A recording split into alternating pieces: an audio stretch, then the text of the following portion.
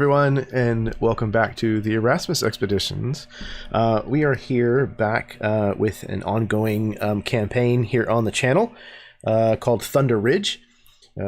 This is Dungeons & Dragons 5th edition. However, it's not your typical D&D game. This does take place in a fantasy western setting that I have made called Caldera.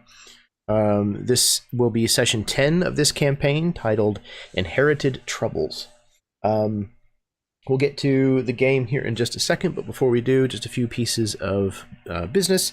The first of which is to give a warning, the same warning that I give at the beginning of all of my games, and that is, if foul language, immature subject matter are problems for you, then this is not a good place for you to spend time. But if those things do not bother you, then come on in. Cop a squat. What else? I'm going to pass things over to my players so that they can introduce themselves, plug anything that they would like to plug, tell you where you may be able to find them on the internet, etc., etc. And then I think we can go ahead and get started. We're going to start with Chad. They call me Other Chad in these parts. Chad Prime is, he's still loading. He's behind the tumbleweed somewhere. Yeah. And not much to plug these days because I'm busy raising kids. So if you don't know how that goes, I got more than one hand, so I got 6 of them. But yeah, they let's see here. Jeremy. Oh, we got a response. Jeremy is I think we got a response to, or did you send something again? Sorry.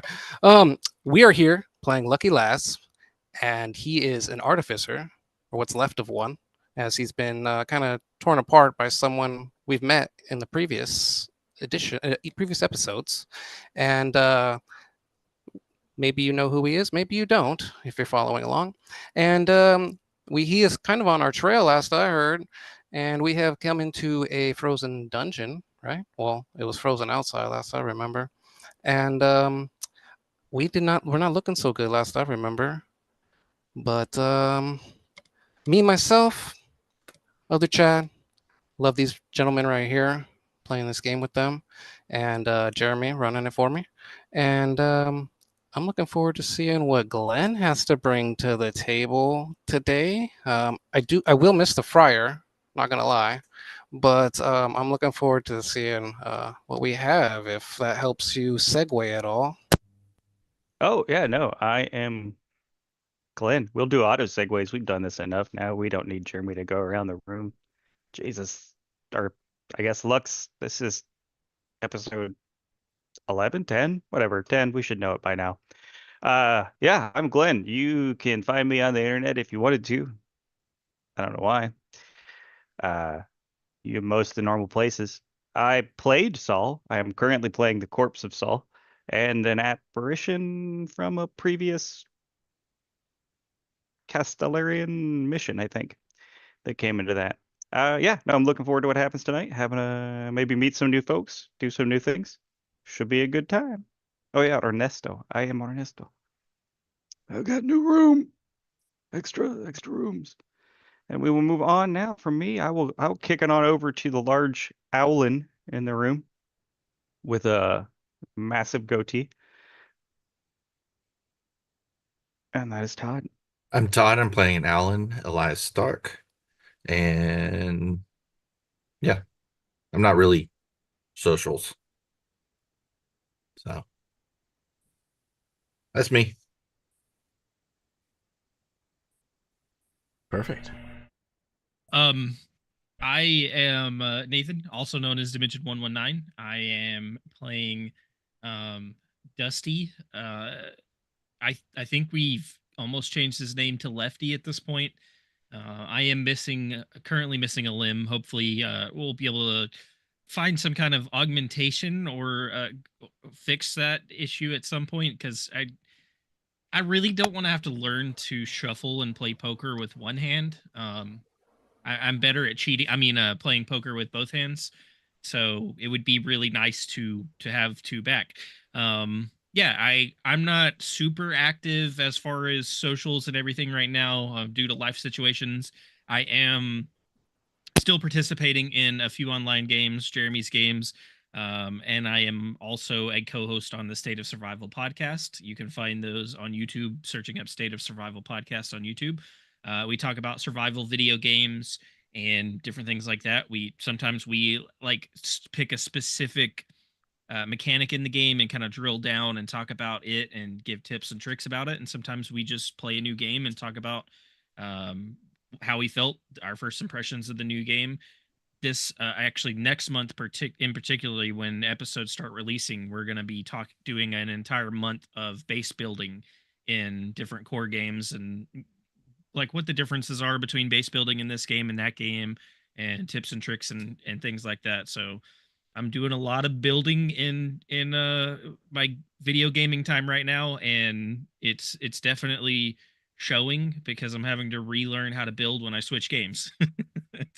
It's a interesting situation to be in, but yeah, I can't wait to saddle up, get back out of this cave, and see what is going to befall us when we try to go back to town. Things weren't exactly great when we left.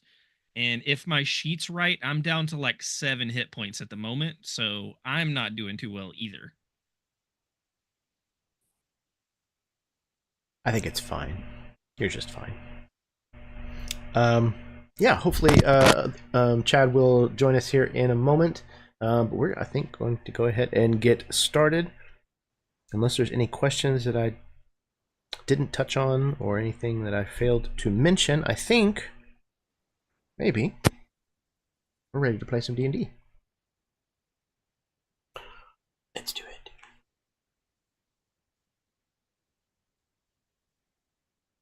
When you make a habit out of digging things up that have been buried a long time, gold and precious artifacts ain't the only thing you're likely to pull out of the dirt.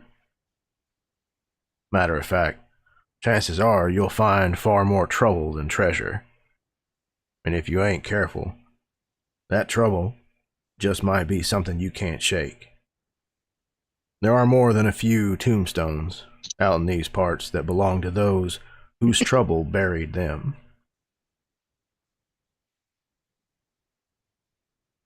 We rejoin the 5 of you deep in the mountain here on the northwestern stretch of the Caldera Territories. You are in the part of the claim that was past the drawbridge, the upside down drawbridge, and looked to be maybe palatial in nature at some point. And you ended up running across an individual known as the Impaled Friar, a Castilian monk, or at least the corpse of one, who had an enormous purple crystal jutting out of his chest. Come to find out that it was not, in fact, a Castilian monk who was inhabiting his body. You fought and defeated an individual known as the Sorcerer King. And after defeating him, you found a strange device, a sphere that is almost perfectly clear, about 8 inches in diameter, that you recognized as a diamond. Furthermore, at least one of your party identified it as a phylactery. You managed to defeat the Sorcerer King.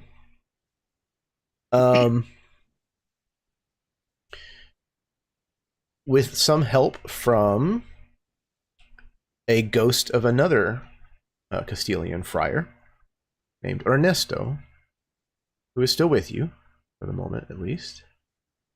And sadly, your friend Sol fell before reaching this final room of this claim that you have been exploring. But he's still with you, physically, in a manner of speaking. So, as we rejoin the group of you, hot on the heels of the battle and finding this strange phylactery, what's the general mood in the room? What's the conversation like that follows?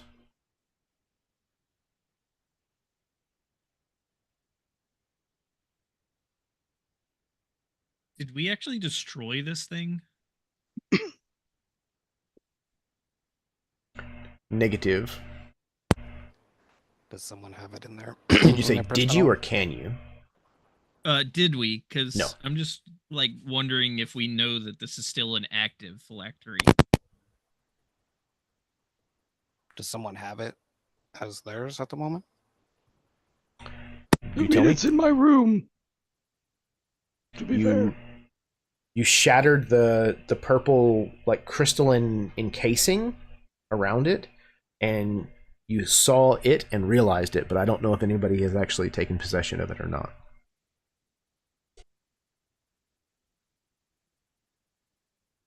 I'm looking through my notes right now just to see.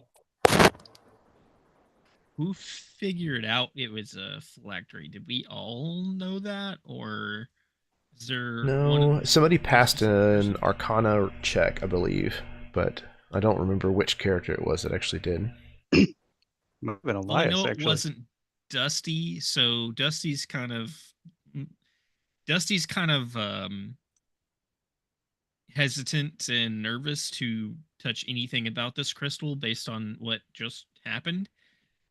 So he's just kind of looking to the group, and I guess whoever's either staring at this thing or mentioning that it's a phylactery, and I don't even know if Dusty would know what that is. So I think that would give him more hesitation. I think the Laz was somewhat involved. I don't know if I cast Identify as a or use it as a ritual or not, but I can. And that way to save you some slots for, I think you needed some healing from what you said. And that was like spelunkering for artifacts is his jam. And if nobody else touched it, he would be trying to nudge his way over there and try to, just like the chests in the beginning, just like anything else magical, just like the crystal from Soul's corpse, gotta touch it. If no one stops me. Doesn't sound like it. And then I would attempt to start casting the ritual of Identify, which would take some time. Okay. Yeah. Let's see what exactly Identify reveals here.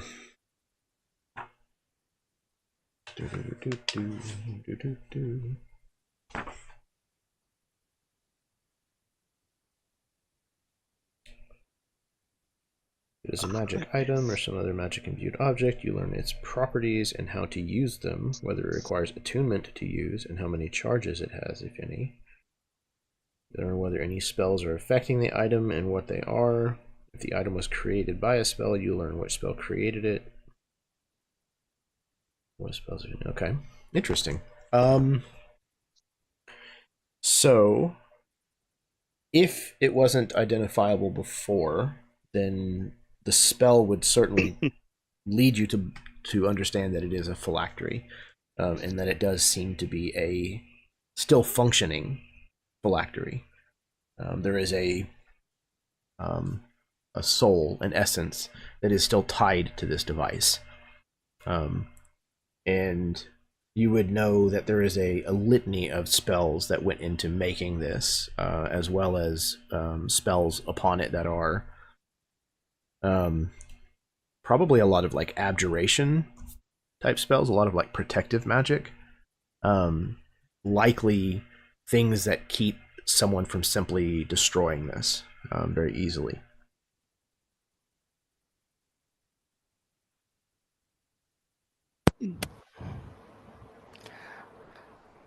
If I didn't share before, I would definitely share now that it's a phylactery, because I can't pronounce that, but especially not as my character.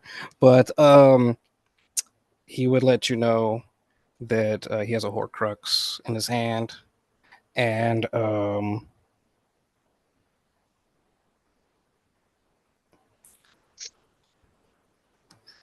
this seems to be pretty powerful. I can hang on to it for us.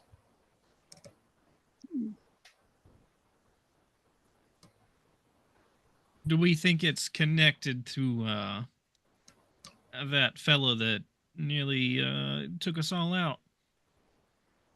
Yeah, the Almost. last thing we want to do is carry something around that might come back to bite us in the ass.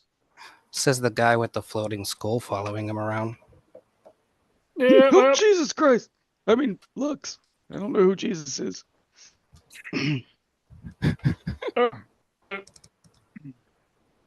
I didn't exactly ask for this, but hey, it helps.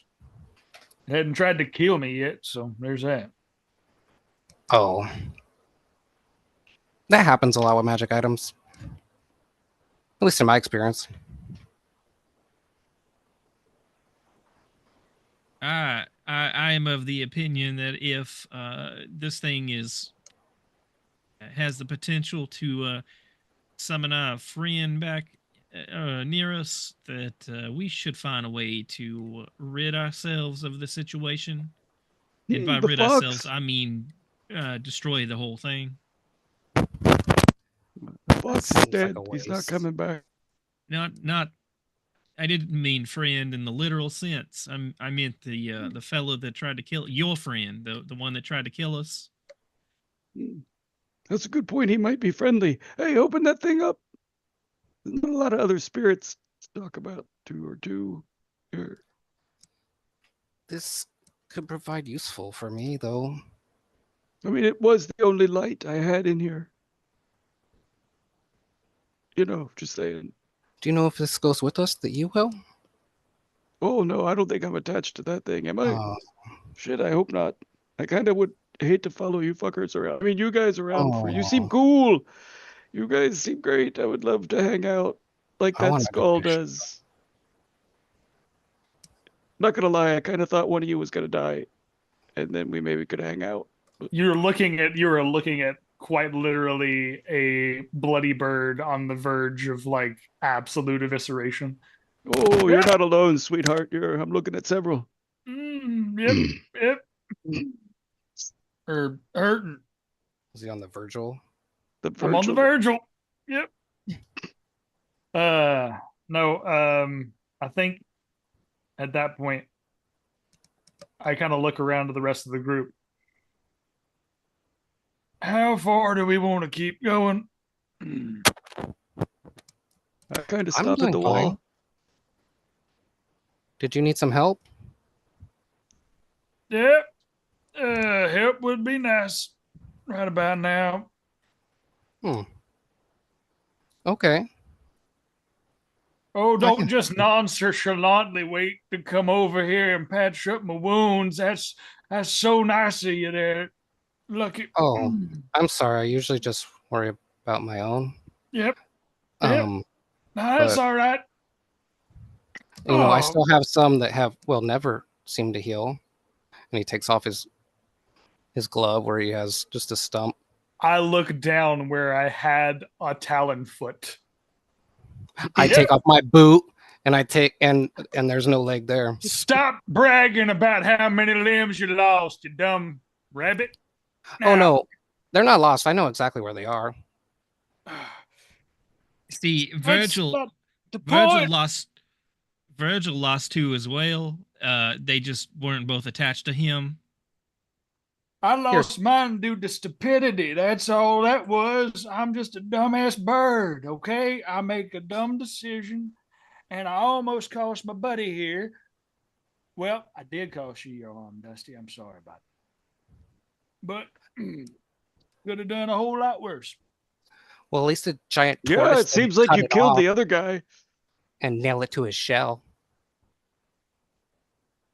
Yep. We've dealt with a lot of fuckery, haven't we? All of us. Which might ring a bell for you, Dusty, because you were in the shop when he came in.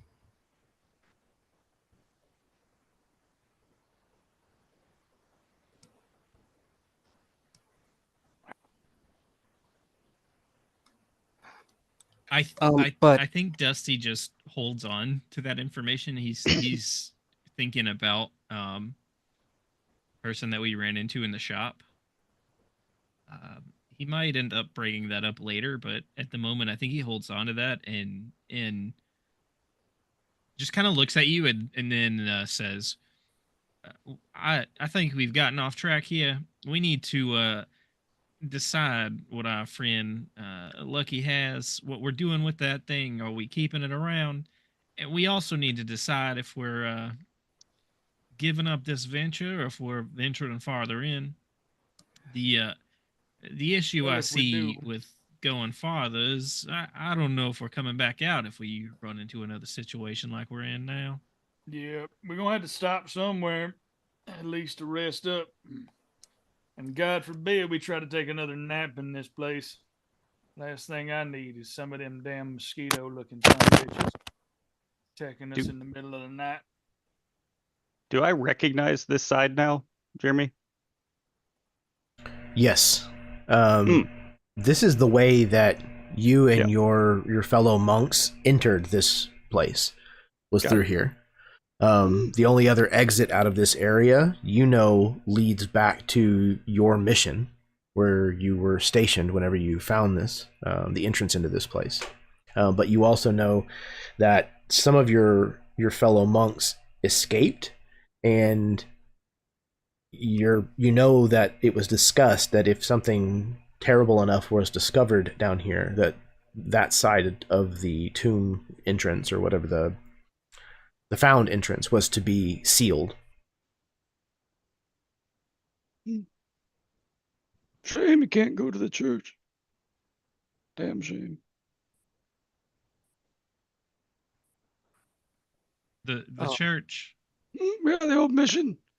We used to have a great old mission here. We built a lot of stuff up. There were like people were coming, mostly loggers, but they're easily converted, really. They're kind of just looking for things. You twist a little word here, there. Next thing you know, boom, church full of loggers, especially if you bring women. Holy shit. But anyways, yeah, we had a nice little mission. It was going good there. Then we built a cellar, wine cellar, mostly beer, wine, that kind of stuff. Expand out and found a cave. Bippity boppity. Whoopsie daisy. Do you think he's talking about our mission? Yep. You guys are a religion. No offense, but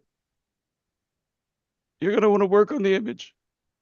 Maybe we should take him with us and have him. Oh, no, I converted Look once. I'm at- not doing that again. Maybe have him look at our little mystery. No. What did you say your You name should have a was doctor again? look at that.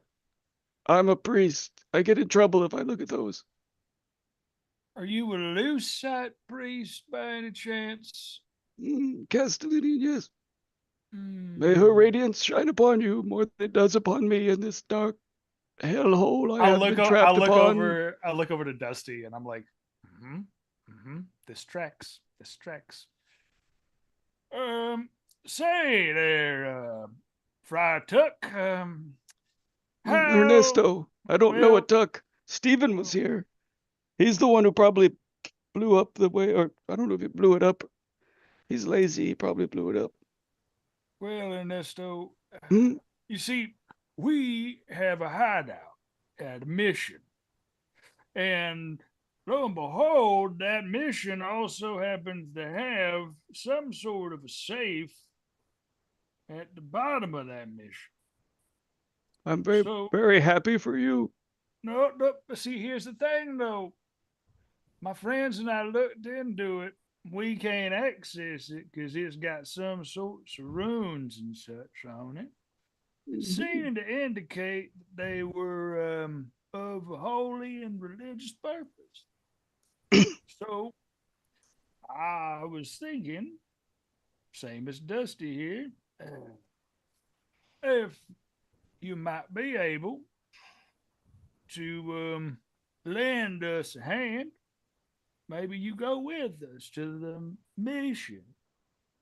You can haunt there all you want, and we can maybe get some answers. Now, Yeah, Virgil, can you maybe not make promises that we may regret in the future? Are you literally offering me to haunt my own place? Like, wow. Has anyone joined your religion yet? Why? You don't want to join my religion. Technically, I don't even know if what I do is considered a religion. I mean, context clues, I'd say it's mostly considered amateur surgery.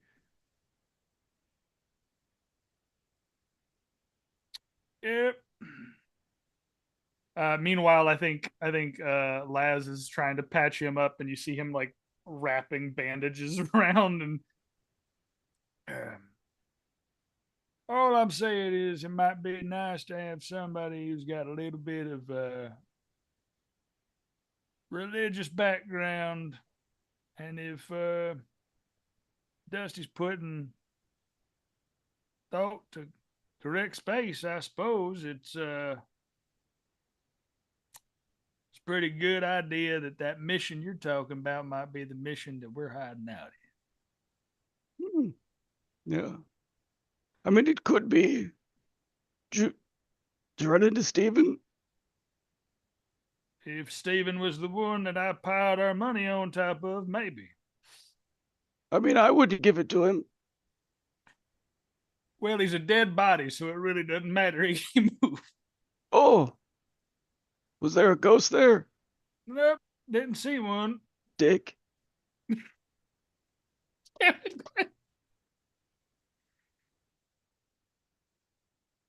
So, if I follow, you want me to take you to the mission where I believed in a god of light, yet died in a dungeon and was left behind by all of the other missionaries.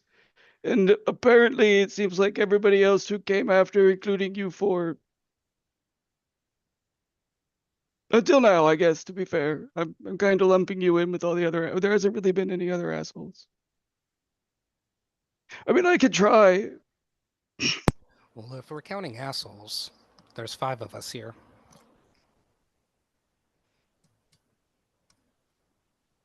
That's true.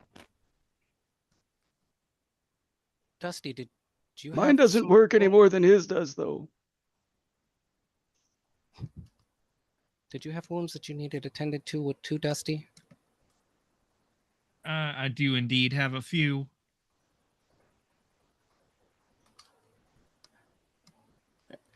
I can attend to you out right after I'm done with Virgil. No, I'm good. Appreciate that, Lucky. It's fine. Oh, I don't do with poltergeists. That's not my specialty. I get that. I've read some books about you, though. Really? About Ernesto? Well, maybe. If you were in the history books inside of the mission, then I've probably read it. I don't know if I made the history books. Yeah, well then, I guess you should work on that. I'm done working, I think. You never know. Thank you, Lucky. I appreciate that. Well, it's either we go back up the way we came or go out the way that Ernesto here seems to know. Or we keep going and probably most definitely die. I am of the opinion that we should see if Ernest's way is possible. I'm not lacking the idea of trying to cross that chasm again. Come on, fellas. It's time for Ernest to go to church.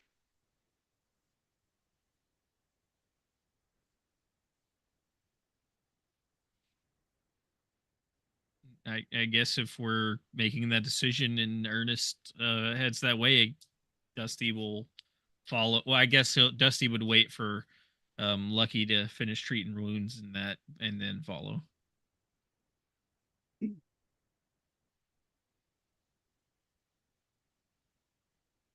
Okay. So, with Ernesto kind of leading the way, you head out of this more palatial-looking section down one of the hallways that rapidly turns into kind of natural-looking stone, and continues on for a small distance before you can see what looks like not quite a cave-in, but it looks like a lot of stones were like stacked physically to probably at least chest height. And on the other side of it is a heavy-looking stone slab that has all kinds of carvings in it, and they definitely look very similar to the carvings that you saw from the other side in the cellar.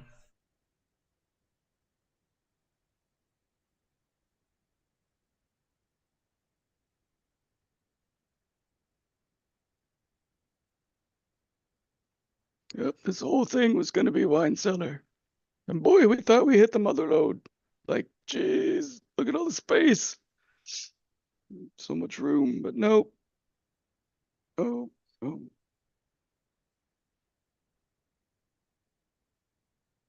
Well, do you think you could open what was supposed to be the wine cellar? Oh yeah, give me a minute. No, I'm a fucking ghost.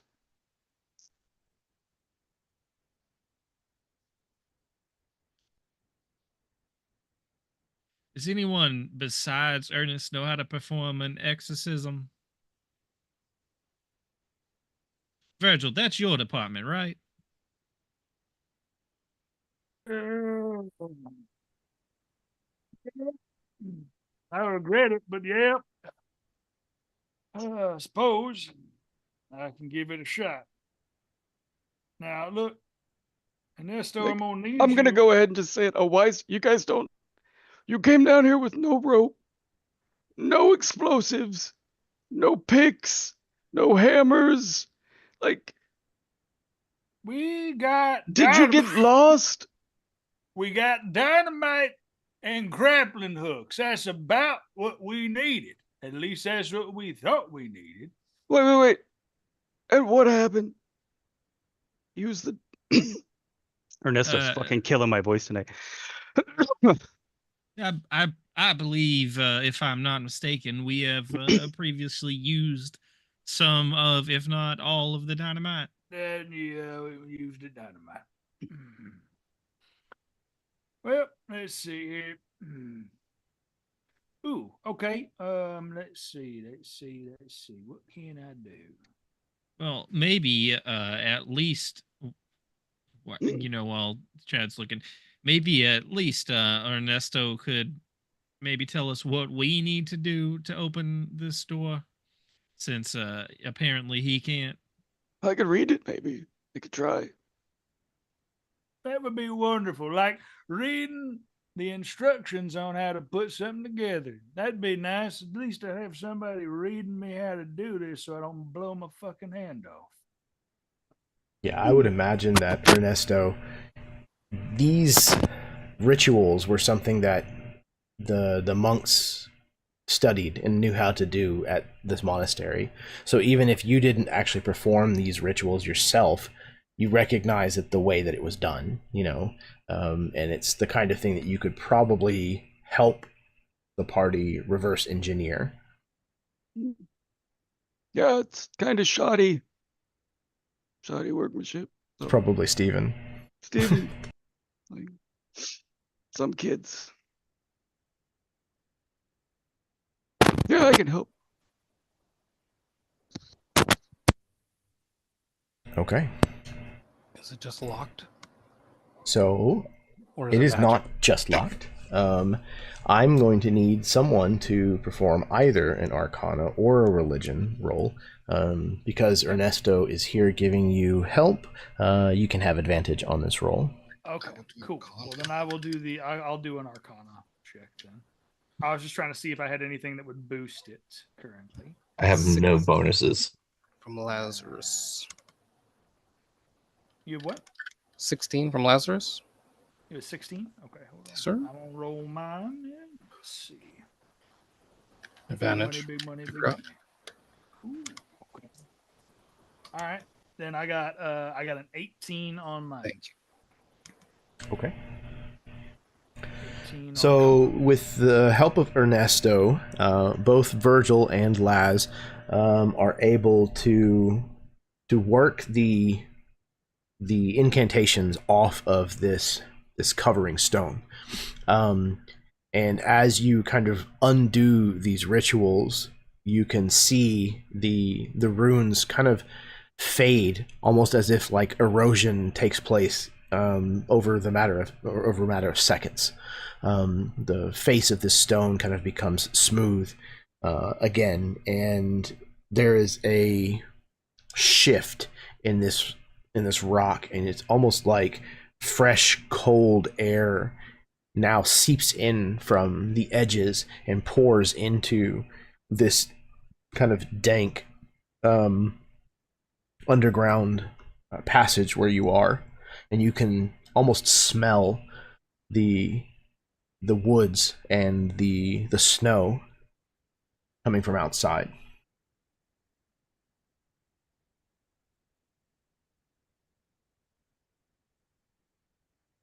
I'll be all right then.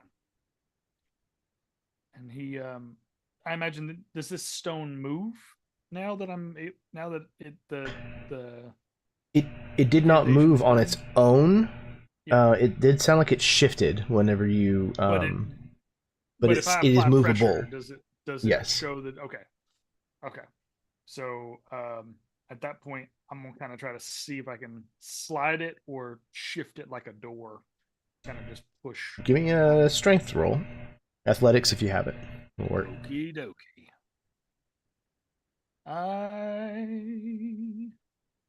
I hate that. I have a -1 to my. Yeah, I don't think y'all have any beefy folk in your. Ooh, that's okay though, because I got 16 on the die, so I'll take 15 all up there, sir. Okay. That's why I can use my intelligence modifier instead. Oh, there you go. Virgil, you kind of push on this a little, and you can tell that it kind of like rocks a little in place, and you really lean into it and push, and as you do so, the top of it just slowly kind of leans back away from you, and then it goes and it collapses down onto the floor of the cellar. In fact, it is the same cellar beneath your hideout, the old Castilian mission, and it lands on the stone and dirt floor of this cellar with a tremendous like sound, and cracks in half as it impacts the ground. And again, this rush of cold air swoops in and kind of just hits you straight in the face, as now looking up the staircase and the bit of like broken floor that formed the ceiling of this cellar, you can see snow falling down. You are mostly outside now.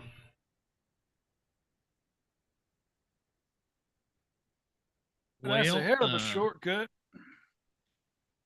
It's also a shortcut that we're probably going to have to close back up if we're going to keep using this hideout.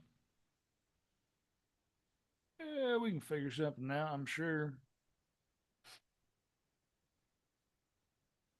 But at least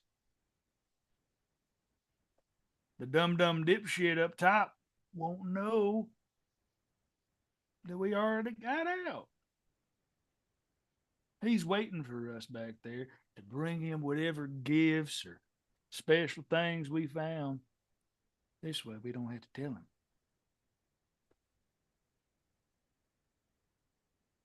He could think we died in there for all, I do like that idea. I mean, some of us did.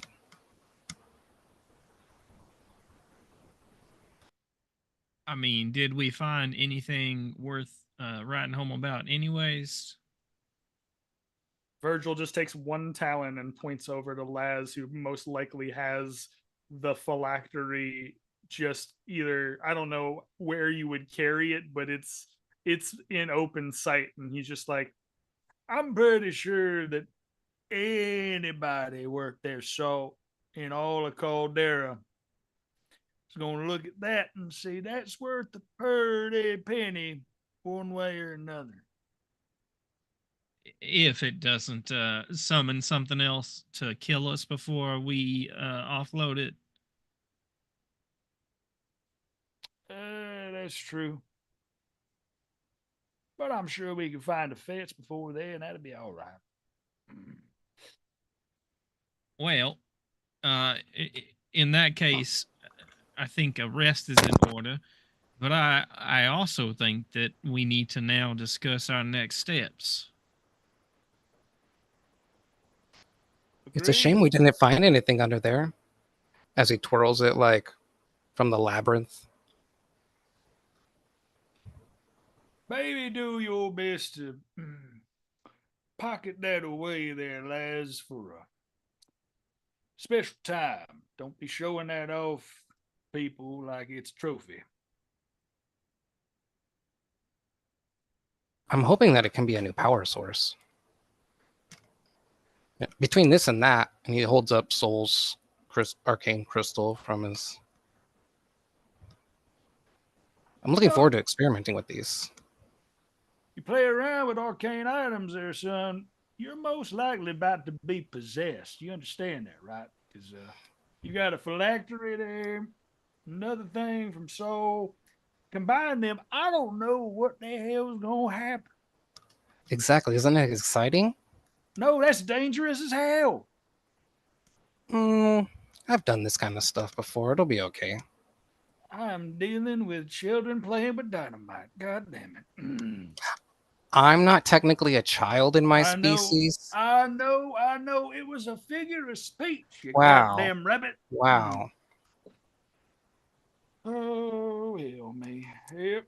Loose up.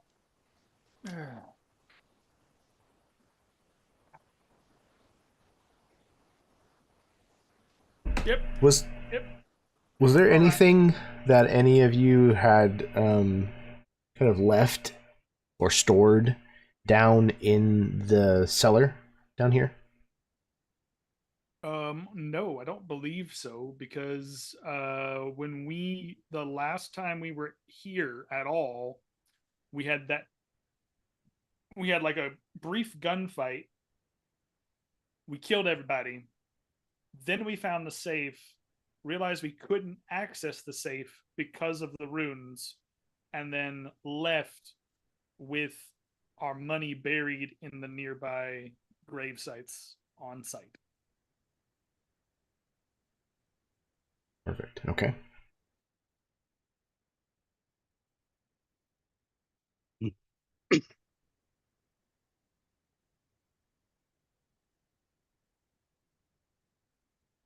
So what is the plan then? What are the next steps? It sounds like we're leaving through the way we came. Well, through this way, right? We're going to have to figure something out. Are we taking Soul with us still? I wanted to. I was going to see if there was some way to get him back. But... Yeah. I'm familiar with magic being capable of doing that, but I don't know how. Yeah. But I was also thinking, if maybe we left him here, they would think that we died.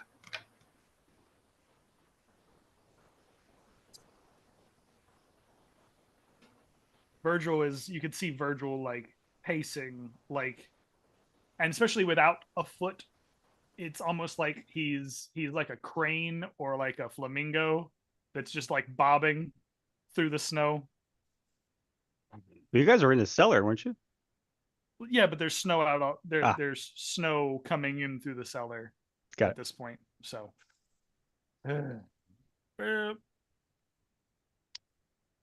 at this point, he will, I don't think he's taken Soul off of his back for this entire time. I think he's been carrying Soul for this entire time. So I think there's a moment where he like will unpack that inside the mission. I don't know, buddy. I don't know. Listen, I was supposed to. You and I were supposed to meet at, you know, the hour that was supposed to happen. And that didn't happen. I got robbed from meat. I got robbed from you, and I'm gonna be sorry forever for that.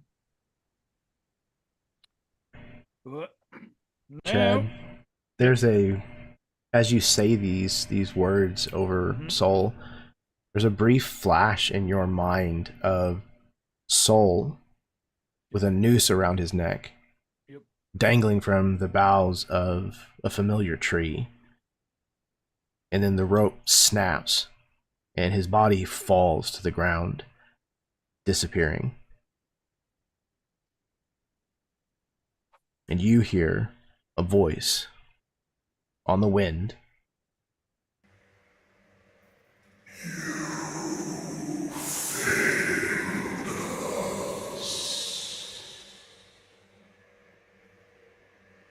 Jeremy, it's getting noise gated, whatever you're saying. Yeah, I got.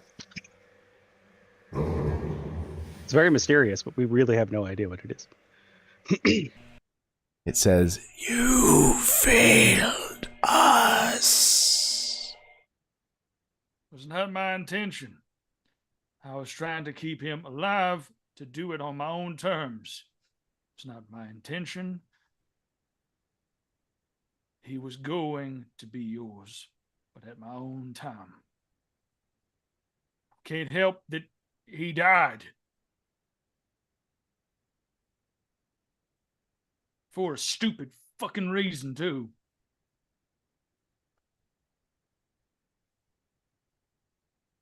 There is no reply.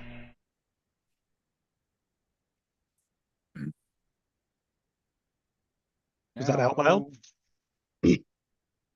What? Was that out loud, Chad? Yep. That was out loud.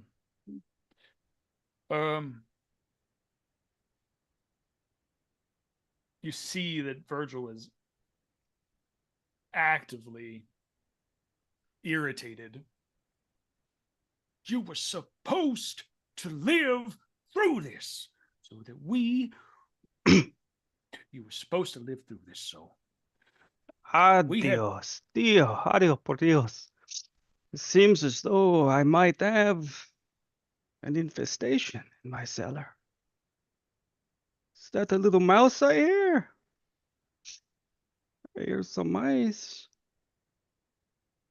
Who's down there, little mouse? The feathers on the back of Virgil's neck bristle. His gizzard locks up a little bit.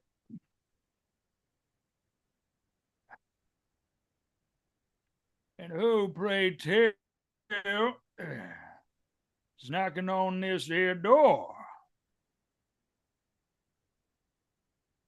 Of our cellar, I might add. Because as far as I was concerned, this was our cellar. Up until a few seconds ago. You may want to come up and discuss that, I think. I was not aware of any other fathers in the area. Dusty's gonna look at Virgil and say, you know, I really hope this isn't the new addition to our party because I already hate him. Well, can't judge a book by its cover, can we? Now, he kind of gently, reverently picks up Soul and brings him up. Now, I don't know who you are, son, as he's like walking up from the cellar. I don't know who you are, but one of our own died down there, and I would like to give him his rights. If you would allow that to happen. I'd never stand in the way of another. Father of the light, who has rights to this mission. Seeing that one is shown the path. Well, that's very kind of you. So go on. Give the Castilian rights. He begins to walk Soul over, knowing full well that the Gallow Tree has cut ties to Soul. So even if they wanted to save him, Soul's stone is probably not relevant at this point. And he begins to walk him over, and in one of the empty graves nearby, he begins to lay him down. And Jeremy, I'm gonna roll to see if Virgil's familiar with Castilian rights, but I don't know if he is proficient in Castilian rights. So I would like to roll to see if he can. I would like to roll to see if he can either deceive or actually do the Castilian rights correctly. Okay. Yeah, I mean, like, you're an undertaker by trade, right? Mm-hmm. By trade, yeah. So you're not necessarily the one that gives, like, the benediction or whatever that it would be called whenever the body would be interred, but you've seen your fair share of them, I would imagine. Yep. So, yeah, I think that you could probably even have advantage on this. Okay. Definitely going to need it. All right, that's not bad, though. Okay, that's an overall 15.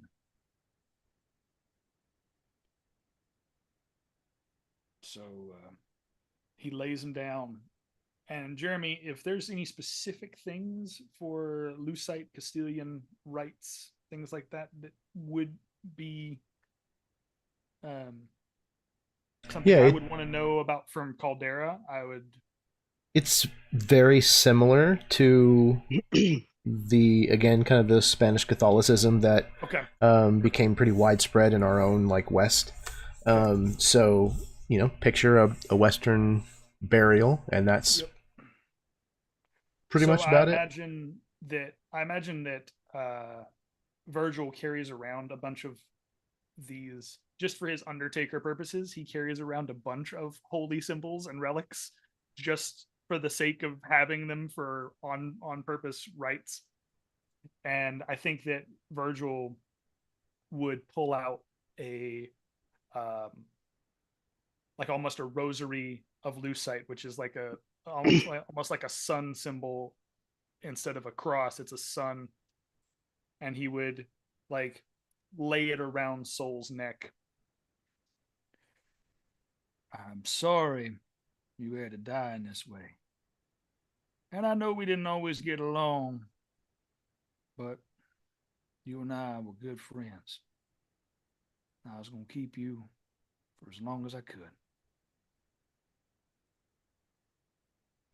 You give them hell up there, you understand? I love you, little man.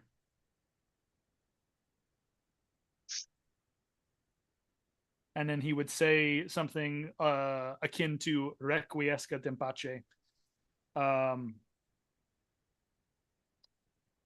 And then close Soul's eyes and lay him down with the sun symbol across his neck in the grave. And then approach this new arrival with a tip of a hat. New arrival's gonna stop you. That's far enough. It's pleasant to see that you are not entirely full of shit. But I would take a little more than that to believe that you are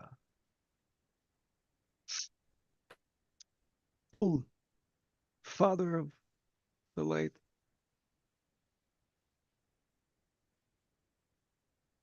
So, I wouldn't bother burying him.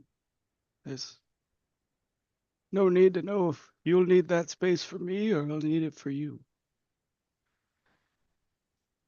So, just to clear that up, before anyone does any actual burying of soul, maybe even while this conversation happens between Virgil and this newcomer, Dusty is going to go over and kind of kneel at the gravesite and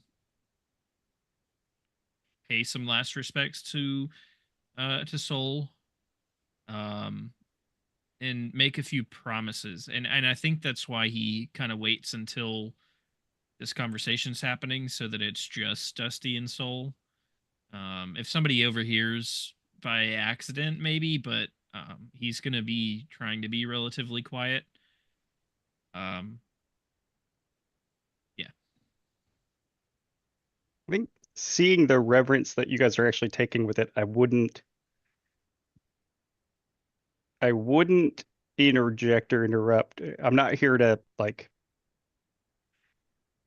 I'm here to be I don't need to intimidate in that regard.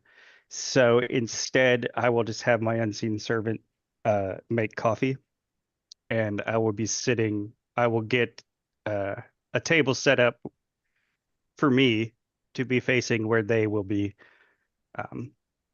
while you guys do your thing. As Laz would pay his respects. If he didn't before, then he would try to secretly pat down the corpse and see if he had anything worthwhile left on him.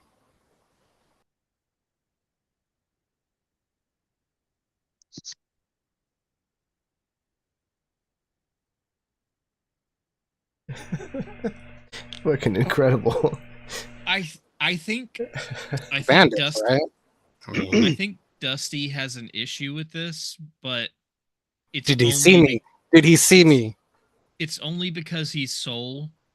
So he doesn't stop it because he knows we are bandits. We are kind of living on the run. You know, things that Soul had may be useful. But I think there is some like a bad taste in his mouth from it because it's Soul, and because Soul and Dusty had a relationship before joining this group. But he won't stop you or say anything. He just kind of has that. It's a kind of that inner monologue of not liking it. I don't know if he saw me. I'm crafty. When you get a sleight of hands, I am going to say probably it's at disadvantage though, because I mean this is literally a body that everybody's kind of like standing around a hole in the ground and looking at. You got to be real quick. A dirty 20 with disadvantage. Okay. And Dusty, if you could roll a perception check for me, please. 21. Oh my god. Holy shit. Okay.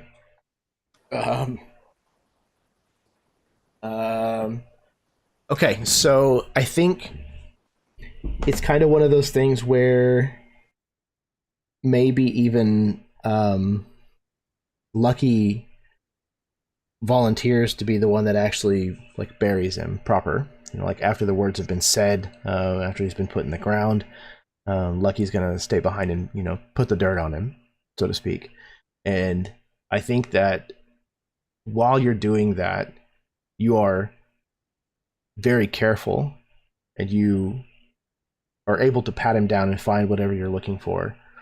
And I think that it probably would have gone unnoticed except for the fact that at some point Dusty happens to just, you know, walk past, do a double take kind of in that direction, and just happens to see you pocket something. Oh, I would definitely be taking his spell book and his potion of healing Oh, two of them. As I dig through his other pocket, I find another one. And I try to hide them inside my empty glove, my empty help gauntlet. So maybe he sees me. He's pretty crafty himself, so maybe sleight of hand's no stranger to him. But yeah, I try to like slip it inside there. Maybe he saw me take one of those things. Even he, I think he has a healer's kit I found. Yeah, I'm gonna take that too. So they're not terrible things. Maybe the spell book's a little personal, but potion of healing and a healer's kit might come in handy for you too.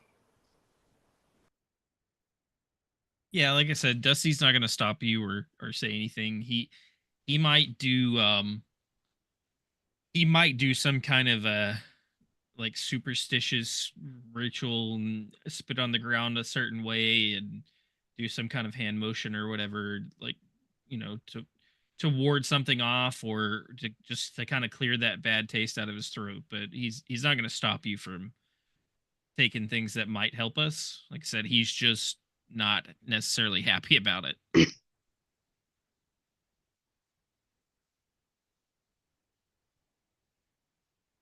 I wouldn't do it, but Laz would.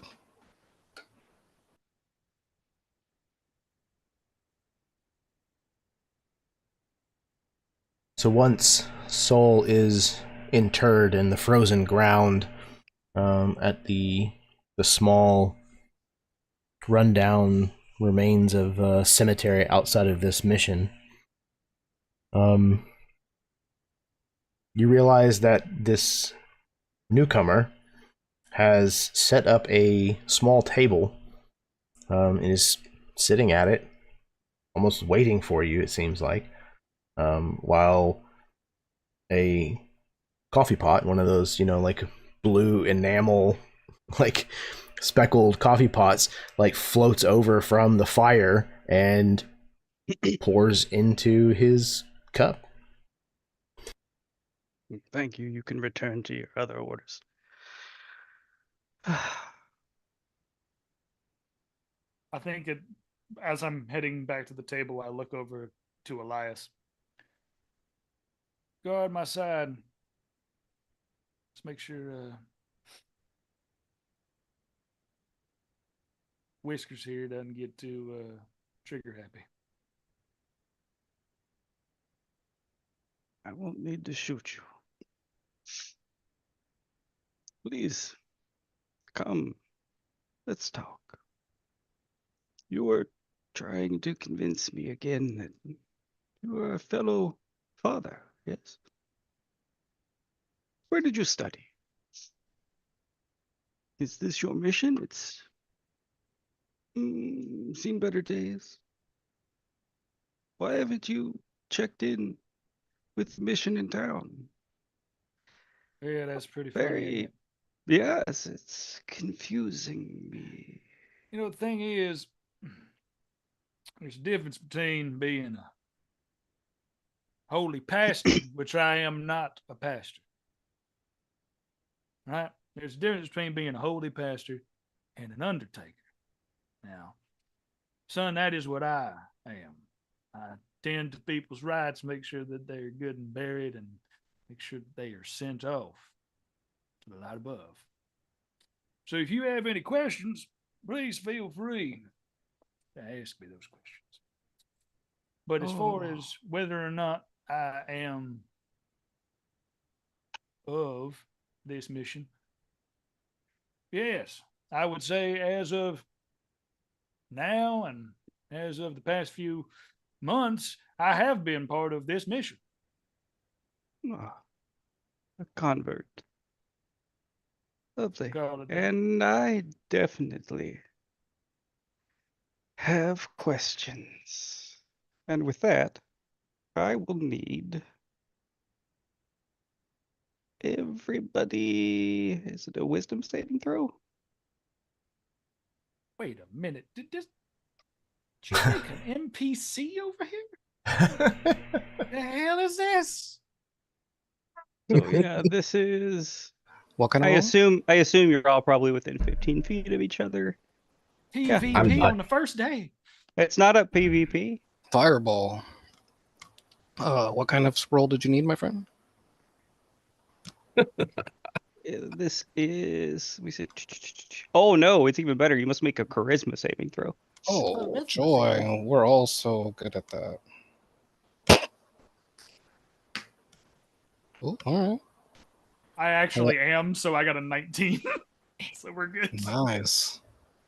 Okay, so I think Well- I still know if you fail, though. An affected creature is aware of the spell and can thus avoid answering questions which would normally lie to. On a failed save, the creature cannot speak a deliberate lie. You know whether the creature succeeds or fails on a saving throw. So I just need one of you to fail. I'm afraid that you probably have that. I can't imagine your DC is lower than 4. Yeah, no, it's a 15. So So it looks like Lucky and Dusty, Lucky and Dusty are affected by this spell, while Virgil and Elias managed to overcome it. excellent. So seems as though birds can chirp about on their own here for a moment, and I'll ask you two some questions. I must start with your friend. Seems to know what he's doing with bodies. Is he telling the truth?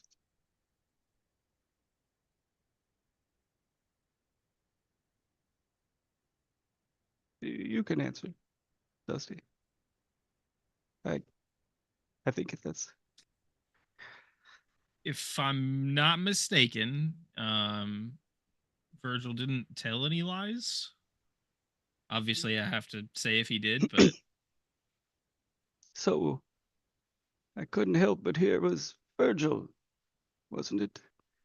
I'm assuming I'm the dipshit upstairs.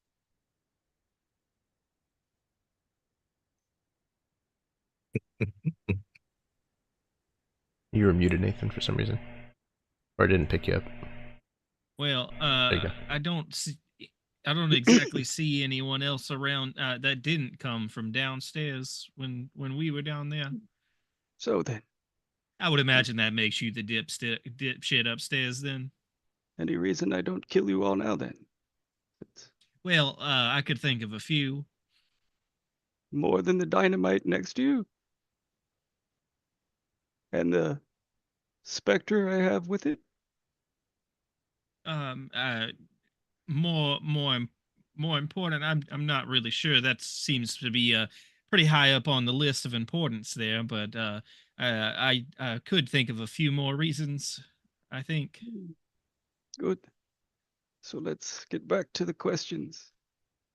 Someone mentioned your friend dying, but it's a little confusing as to who was that? Who killed who? I may or may not have had a hand in his demise, and I think everyone can see that Dusty. The newcomer obviously can see that Dusty didn't kill Soul maliciously, but everyone can see that Dusty is definitely shouldering some blame for Soul's death. Is this whole conversation is happening out loud, right? It's in the zone of truth. Yeah, it's happening out loud. But yeah, you can hear So- everything. I'm not in the zone of truth. I'm up in the tower. Or no, sorry, I'm sitting at the. I was going to be up in the tower when you guys were going to come up, but you guys took too long. So I'm at the table now. Yeah. And Virgil and I are just standing around. I'm watching you, all four of you. Like, I'm very interested in what the four people who just brought a dead body up from the basement of the mission I'm at. Hey, Like- you don't need this here. You can talk to us like normal people. You don't need this here. Oh, I'm Virgil, talking I'm to you getting a like little normal annoyed people. with this. Yep, me too. Hell, I'm on one leg and I'm getting antsy. I'm gonna need them to be quiet. So I'll need intelligence saving throws from both of them. Oh, I see. You want us to shut the hell up? Well, you can just. Oh, it's not just shutting the hell up, because sadly, that the Zone of Truth is burning that spell slot. So I'm going to go ahead and run Well, this as a second level. I rolled a 17, so I don't care what you did. So you are not impacted by phantasmal force, but I think you still take.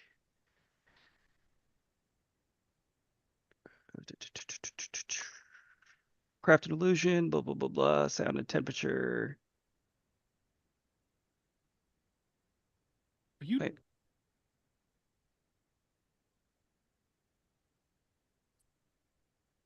Yeah, so I think you don't see it, but if you got a 15 or less, then I can craft an image in Elias's head. So, did you get a 15, Elias? I got a 14. Excellent. So, Elias now has the image that Virgil is, and I'm going to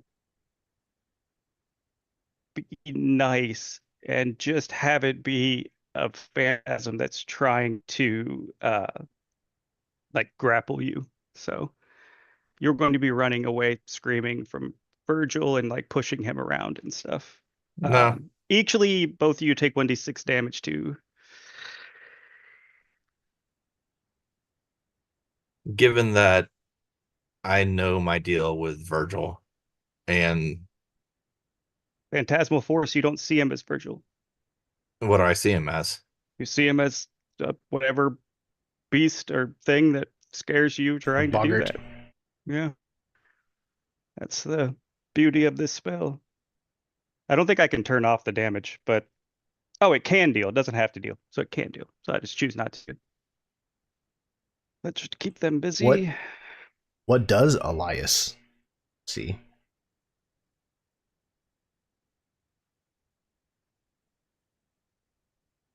That's just it. I don't know what he would, given.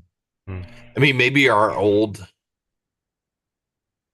Oh, True, yep. the old leader of the group, but I can't remember if he was dead Okay. or if he took off. No, I don't believe he died. So All he'll right, still be so alive. it's probably him. okay. Yeah, Anything else would, you know, compared to everything else that we have gone through or what we have. He was also a bird folk, wasn't he? Yep. Yep. As far as Rooster.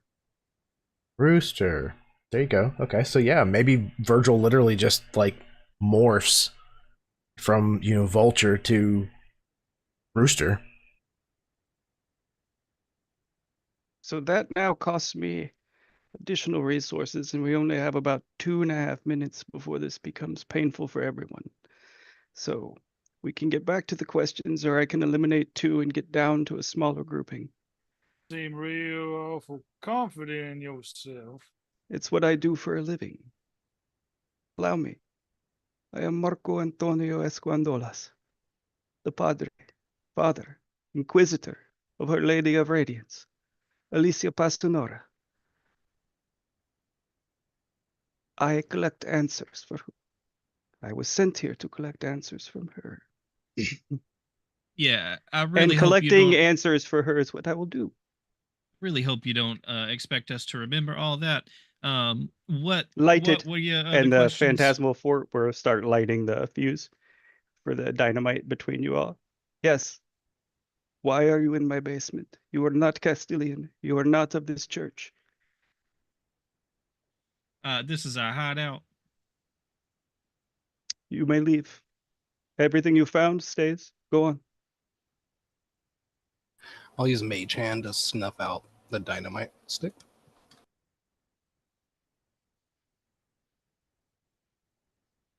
Fella, before you try to run us off,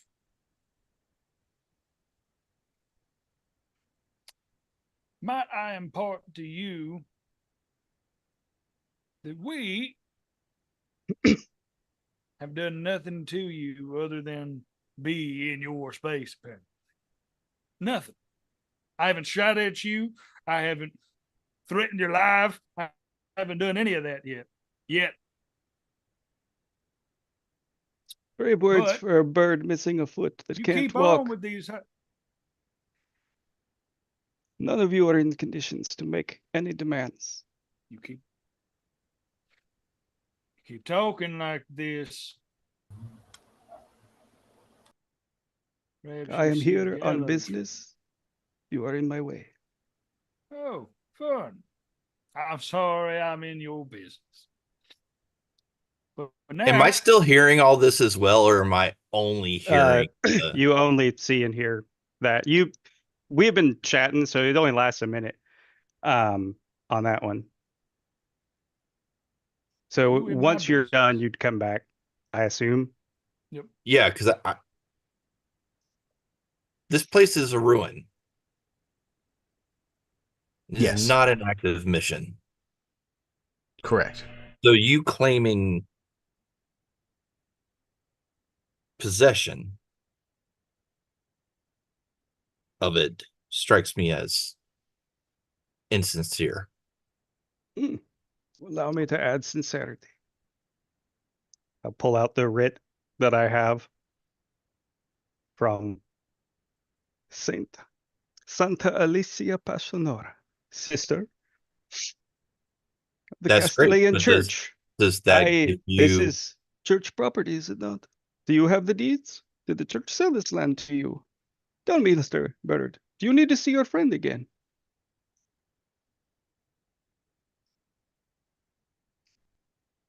Good. We're running out of Virgil? time and I don't want to cast this again. What in the fuck are you doing in my basement? We were hired By? to Are we investigate. monosyllabic? Yes, come on. We were hired to investigate the ruins, not these, but the ruins near the railways. So you work for the railroad? No, don't work for the railroad. Just happens that it's on railroad ground. Dusty shouts at the question of, so you work for the railroads, being under this zone of truth. Absolutely fucking not. There you go. You are common thieves.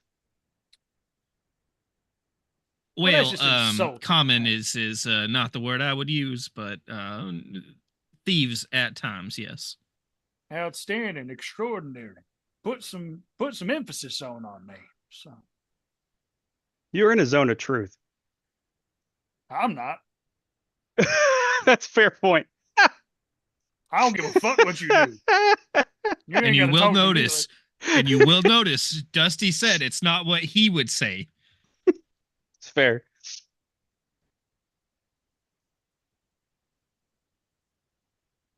So You're muted, Chad. Am I? There you go. Pull in. Are you threatening us with dynamite, and do you have like a weapon pointed at us, or? I don't have a weapon pointed at you because I don't need to. The dynamite is in the hand of, was in the hand of my unseen servant, and would probably continue to be wherever it goes with it. I don't really. I'm pretty sure that if I need to, I can potentially get out of it if I wanted to. But no, I'm not. I haven't done. The only thing I actually have done nothing offensive other than convince Elias that he was being attacked by something else, and had him run off. And then the dynamite was just because you kept fucking around in a zone of truth. But All right, so here's the thing. You want answers? I'll give them to you. We came here looking for an old posse that had done us wrong in multiple ways. Me and my friend over here, pointing to Elias. We met up with these two and our fox friend back there. and we were trying to just make a decent living out here. You know, yes, are we petty thieves? Are we criminals? Yes, I will not deny that. But Well, petty's not the word I would use. I pipe in saying, not always. not always. There you go. Okay, not always. Yep, that's right. Now, thing is, before your little feline ass got here, okay, before that happened, this, like my buddy Elias said, was an abandoned fucking ruin. Not a single soul was laying claim to this place, let alone did we know that back ass cellar back there led to. You want to go take a look? Because if so, you can go talk to Ernesto. He is a ghost back there. He will talk your ear off till you die. Would you like to? This is why I use the zone of truth. You see, not a single soul has laid claim to this thing. Oh, talk to Ernesto, the ghost who lays claim to the museum. You think I'm lying? No. I think you are excited. I will go pull Ernesto from that fucking grave right the damn now. Well, he's not in the grave. He actually left before you guys did. That's how I knew you weren't coming up, is when he left. Mm-hmm. So, but close enough, and you don't work for the railroad. So, I suspect you can at least sleep here tonight. Oh, thank you for being so gracious, sir. That's so nice of you for not killing us and saying we could sleep. I remember that you do have to sleep at some point, and I imagine that I will also become exhausted well after you will. So, would you like to continue the conversation? The gun at you so bad. Really do. But I don't want to have to bury more people today. It's good. We're not friends yet. You probably won't have to.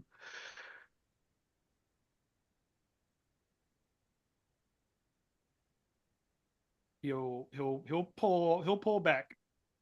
He is gritting his beak like he just wants to drop kick you right in that whiskery face. But he is gonna lay off for the sake of his friends.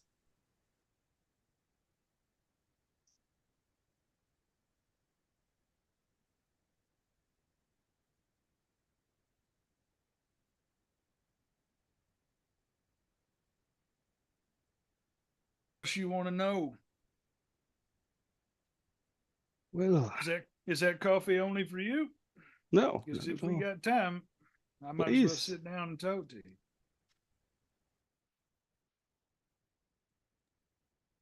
I don't have chairs for all of you. He pulls over a barrel and just sits That'll on work. So I can drop the. I don't think this lasts 10 minutes, but I think I can dismiss it. So dismiss that. And I think I've burned enough spell slots to be close to where you guys are at. No. There we go. So, most importantly, is there anyone else coming up from my basement? Oh. Nope. Well, might be. Do I need to bring the zone back? Jeez. No. I'm just saying now that the hole is open, that does lead back to I a assume cavern that goes that way. And there are will people be on the other side. There will be people from the railroad investigating where we were originally. Because they will probably think we are dead by now. Well, they would be investigating either way because they were looking into that claim. You know, let's Virgil, let's not put all of the blame on us here. They might not be investigating looking for us. It might be other things. I'd like to think that they would give a shit about us and not just leave us there to die. Virgil, Why I'm trying exactly to would get they him care, not to Virgil? give a shit about us. Why would they care? They What were have you done asking- to they anger were- the railroad? Nothing. Nothing. Friends of the railroad. No. Just aficionados? We were asked. Hobbyists? We were asked and tasked to go down into claim and By the railroad? Listen, I don't know who the fuck that kid was, anyways. Some elven asshole up at top. He said if we go down there and we find something, whatever it is, anything of value or nothing, that The we would report elves? back to him. The elves hired you. Well, a elf. An elf hired you to go into the dungeon. What did he pay?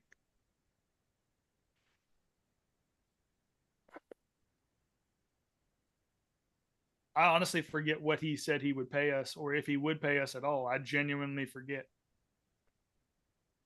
I don't genuinely forget that you were hired by them. I thought you had to talk your way into it. You Yeah, very much had to talk your way in. Yeah, we did. That's why. I think Yep. I think by hire our payment was to be allowed to go in. We were allowed to go in, and we could keep all the like basic necessities, but anything of high value dollar, we had to report to them.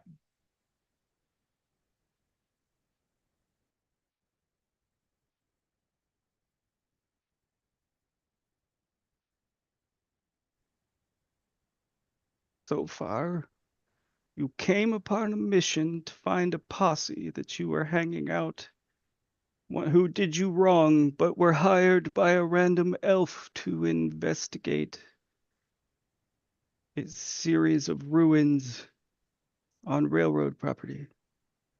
It's not railroad property. It's a claim. They're interested in it. Don't have access to it yet. That's good to hear.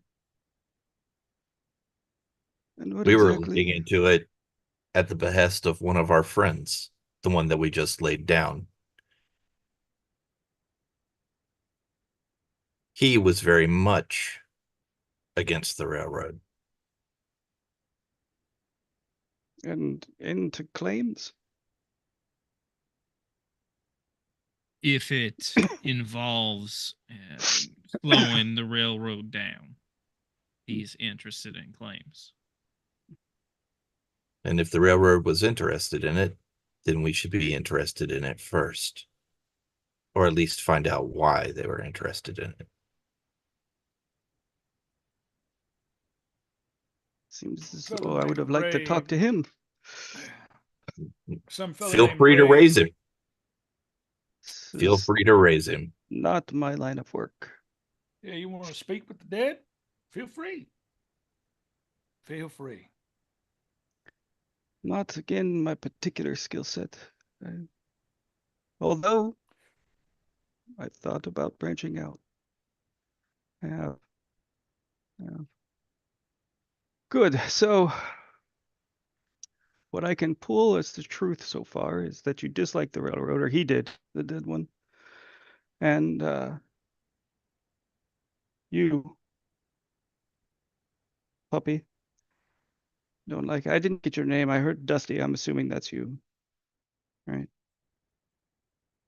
Indeed, that would be me. Virgil's excitable. He called you Elias. Virgil's a Alright. bit flighty if you like those terms. I molt a lot. You know that's not going to grow back. Yeah, I know. I understand that. I might be bald by the end of this. I don't know. Oh, I meant the leg. And you are Peter.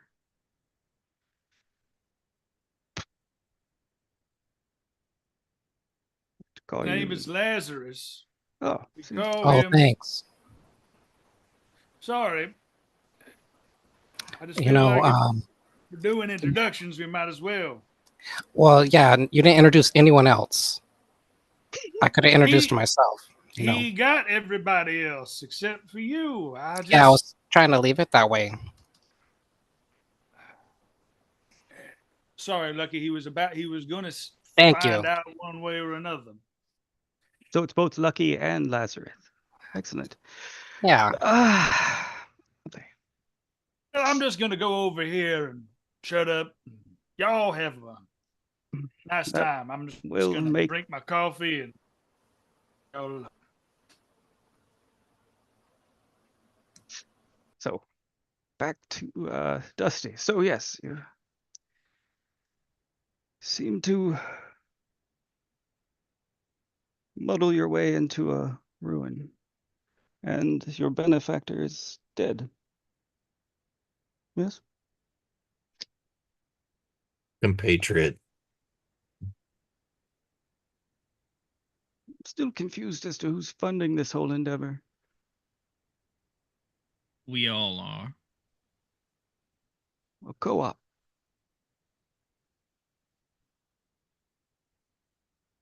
Wonderful. I suspect you all are 1/5 richer. Ooh.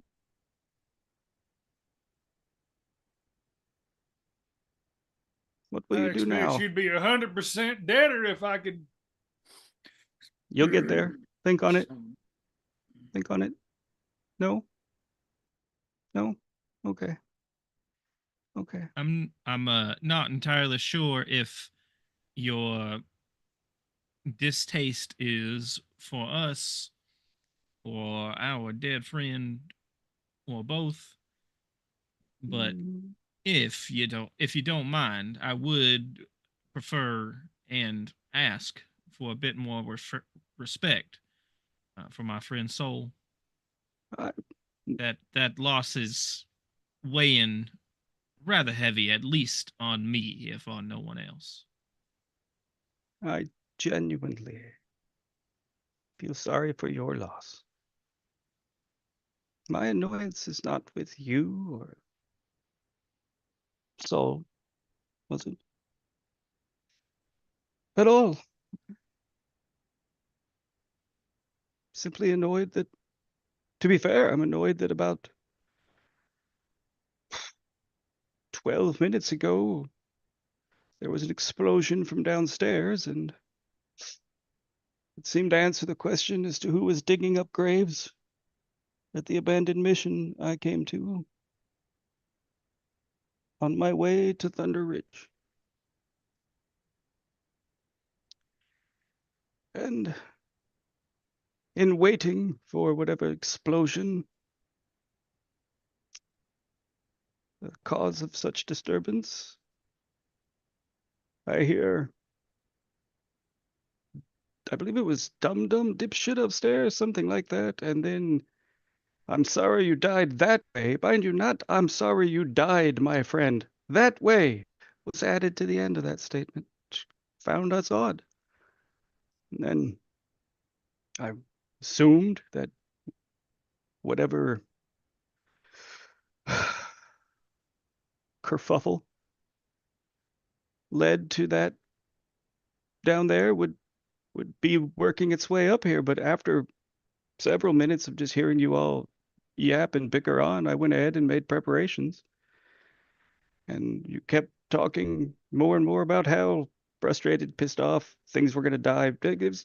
No positive things were coming up. So I don't necessarily think I've been irrational. Jeremy, at this point, at this moment, I rolled a nat 1 on my will save. Oh, okay. Everything in me, especially like I think at the mention of just him talking about soul and talking about like misinterpreting. Obviously, he doesn't know, but like misinterpreting the Gallow Tree Pact and all those things that like he had in his head. There's this moment where you watch as Virgil is standing on one of the walls of standing near one of the walls of the mission. I'm gonna misty step. Like obviously this is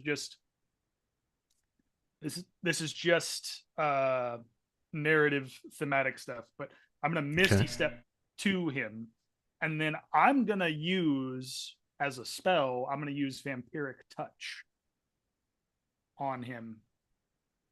Is that an attack? That is an attack. Yep. Okay. Now, Roll your that one- dice. That one is an attack, my friend. Here we go.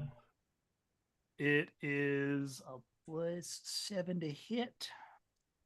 Ooh, okay. So that is a 19.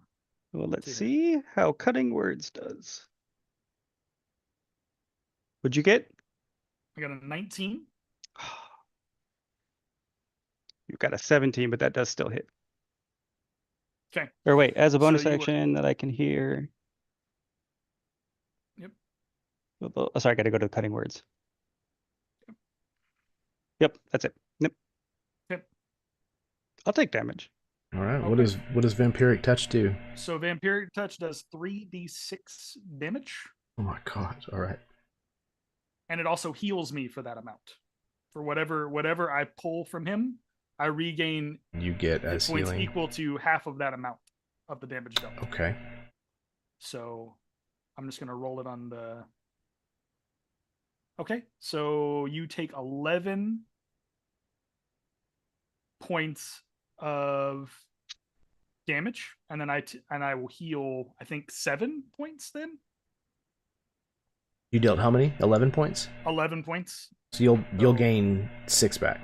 6 back. Okay. And I think, Glenn, as he moves up to Marco, you watch as his talon like grabs around that collar of yours, and Are you grappled? huh? You're not grappled though, right? No, it's not a grapple. It's just it has to be a touch attack, so I have to like physically come up to you. So I grab you by the front of the collar with his talon, and I'm looking you square in the eyes, and I imagine that there's this moment where you see a noose, like a spectral noose, dangling around his neck, and his face becomes almost like a gaunt bird skull. The eyes sink in, the beak becomes like bone. You mention Soul's name out of your mouth one more goddamn time, and I will suck every ounce of life out of you. You understand me?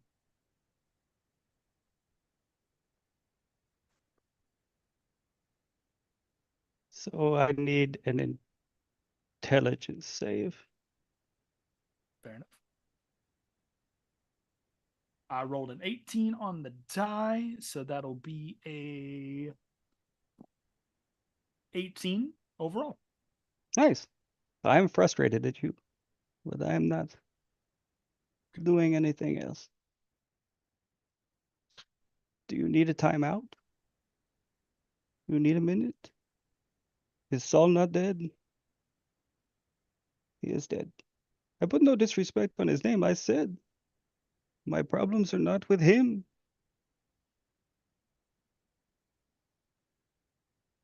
You're muted.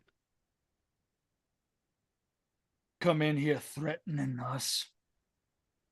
To be fair, I am a father of the Castilian Church. You're on church grounds.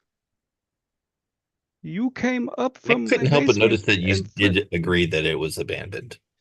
No, You I said it was a ruin. We said it was ruined. You said it was an abandoned mission. Abandoned means there's no ownership. No, abandoned means there's no one living there. And let's be honest, do you really want to take on the Castilian Church in legal matters? We're bandits. Do you really want to care take about on the legal. Castilian Church in legal matters? So you're saying I could go get the sheriff? Much easier. We know the sheriff. I'm sure you have a wonderful relationship. Actually, pretty spot on. Great. Not gonna lie. We'll clear it up in the morning. Let's go. Dusty wants to step in and try to separate these two. To be fair, I didn't move. Step in between. Fucking cats. I'm still sitting down. He's gonna try to. I will knock Virgil's coffee off the table.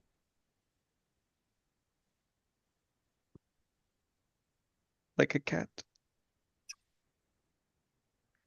I'm Now- gonna ask you one thing before Dusty.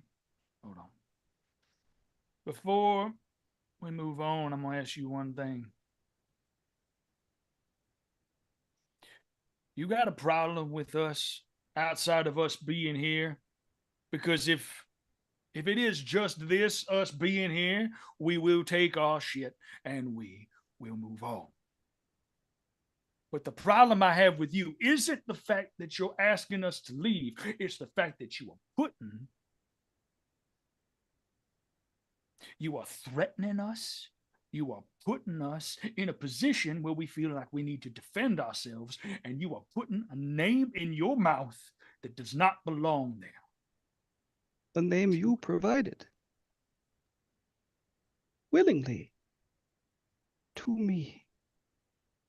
Just like you provided the problem that I have now of railroadmen coming up to my cellar. Again, volunteered by you. He works for the timber company, not the railroad. The one pursuing you? No, the one who hired us to delve. But yes, Is the any- railroad might be pursuing us. Is anyone actually pursuing us that we know of? No.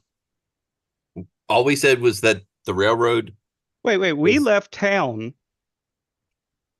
under duress. You don't know this. No, I'm not saying that for you guys. You do. There is a turtle. There is a turtle hunting Lucky. But outside of that, all the rest of us are squeaky clean and have nothing. Oh, wait, me. Because the sheriff thinks that I committed a murder. Which I who? did. Which I did of other people who were also pursuing us. But they died. Okay? All of them died. There's just body evidence everywhere. And also my molting black feathers. And the sheriff knows the murder happened. You guys are under. That's why I love you. Like, we have a great relationship, and I'm like, as far as okay. you know, as Sure, far yeah, as no, you know, no, we have a I- great relationship. and that's why I said, great, we can go talk to her. This would be wonderful. Like, I haven't talked to her in 2 months. I don't know. She's probably still pursuing me, but who knows? And if I'm not mistaken, we didn't leave town separately necessarily because we were being pursued. We were trying to not make a big scene / show of all the group of us galloping out of town towards the claim. But I think at least some were being actively looked for. There are definitely some people in town that are looking for you. Some of you, at least. We're being actively sought out. Yes. Yeah, Listen, I'm whether just trying to make sure or the not they're railroad's coming not to the after us. claim. Well, I who thought knows? somebody had mentioned when you were in the basement there that the railroad was coming. That's why. Well, We that's said the it. thing is I confused Jeremy corrected it. The gentleman who hired us was from the timber company, not the railroad. Right. Yeah, the railroad is looking to purchase the claim from the timber company. The timber company currently owns the land rights to the area that the claim is on. And the individual who allowed you to go down into the claim worked for the Deadfall Timber Company and allowed you to go down there before the railroad got here to offer their money officially, which they would have done already. Which we actually have. Except that, yes, you stole the money before it could get to town. I would like to think that if you got it wrong, Virgil got it. I'm just kidding. Yeah, you're right. No, you're absolutely right. Virgil Yep. got it wrong in the heat of the moment. He got. I should also point out that the father here is not going to be too happy if we try to reclaim that money before we leave, considering it is in one of these graves, as if I am correct. It was here before, and it is rightfully ours. So come hell or high water, I'm taking it. Your talon was what stuck in me, right? Currently it's like as if his talons grabbed the your shirt collar, and he'll have pulled back off now. But like he's still standing right in front of you, and you knock his coffee over, and it's just like you're just pissing him off. Did Dusty interpose himself between them? Yes, I think when the I think that actually just before the coffee's getting knocked off the table, Dusty starts to try to back Virgil away, trying to calm him down. And I think as the coffee hits the ground, Dusty even turns and is looks at this padre, and he says, "Now, of all the things that you have done thus far, that might be the most insulting. Now, I won't say that we've crossed the line yet, but disturbing another man's coffee, we're getting very close." And Dusty will kind of both like semi-serious, but also trying to inject the slightest bit of levity into the situation. He's gonna keep backing Virgil off just a couple of feet, and hopefully to start cooling the situation down.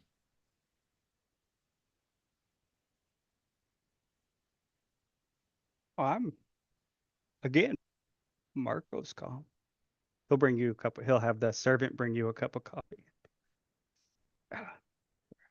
Done with introductions and stabbing each other. I suspect you asked the question and I told you. Your presence is annoying, but not entirely unwelcome even. It's more the latter bit, the forestry railroad. Do we align on what the hell, like, I would prefer to know if it's the railroad or the forests that are here, that are coming. So, Dusty, you said forestry? Virgil, if you don't mind, I believe you need to cool off. I don't know if you need to take a walk or I a flight, will. Might Yep. but I be think you difficult. need a moment. He's gonna actually scamper off toward the gravesite again. Hobble. Hobble. And I think unless anybody else does anything at the moment, I think Dusty will take the barrel that Virgil was sitting on and sit back down at the table. I'll And follow servant. after Virgil. Pick the coffee up and give it to you. Offer Laz coffee. If they want it.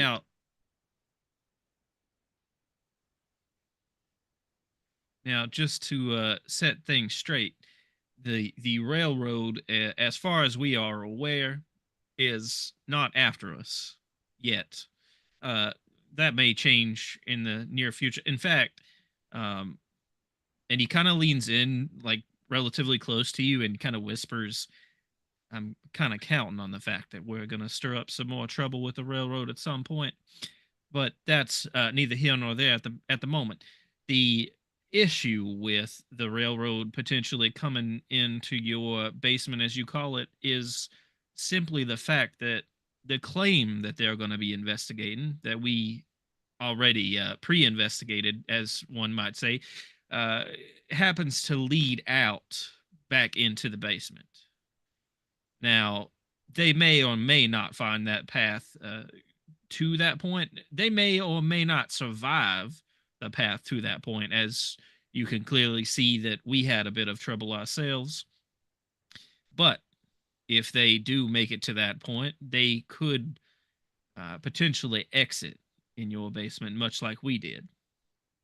with probably a lot less noise, as they don't have a buzzard breaking doors down on the way out. Yeah. Loggers have not sold the claim. Well, if the wrench we threw in the engine, so to speak, has slowed the railroad down at all, they have not purchased the claim yet. You are no longer going to purchase the claim.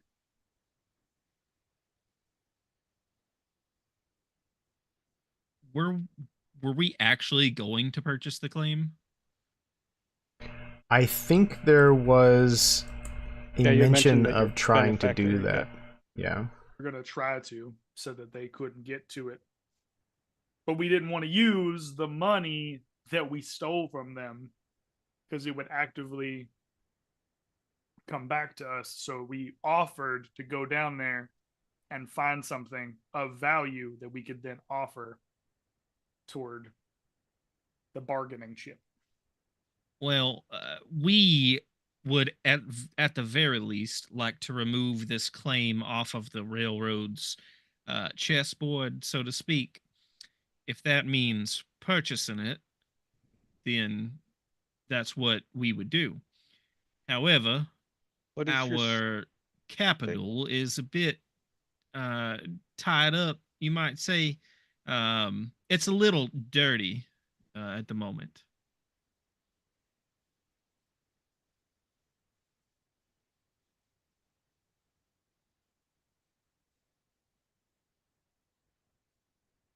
Okay. So,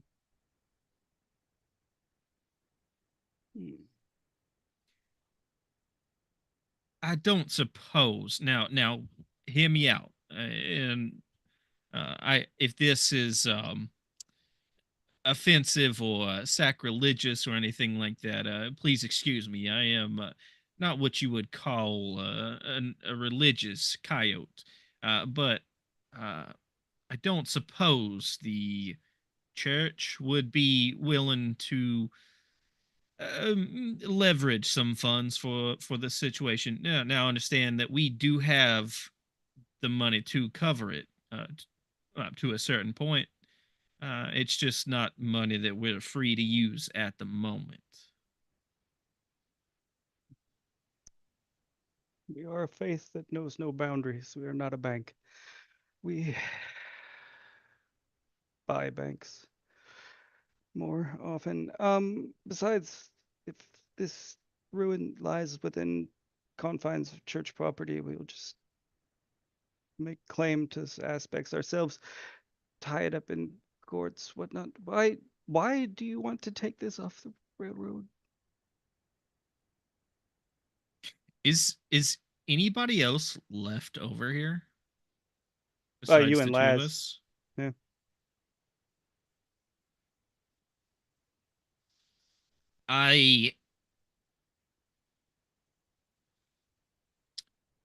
I don't think Dusty hides his intentions anymore. I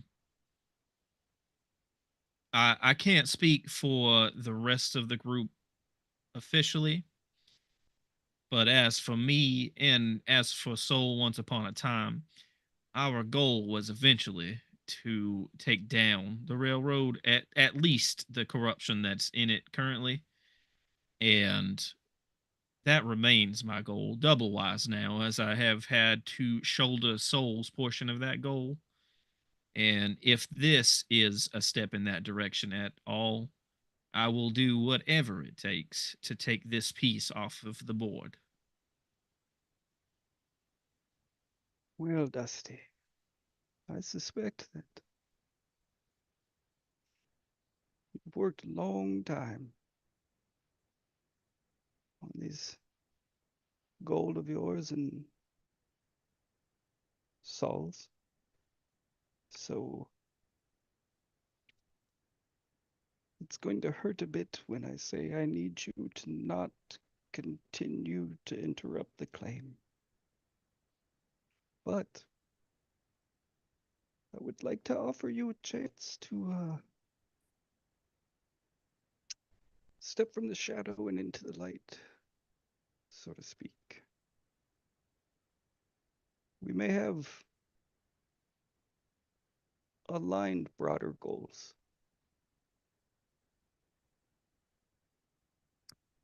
Well,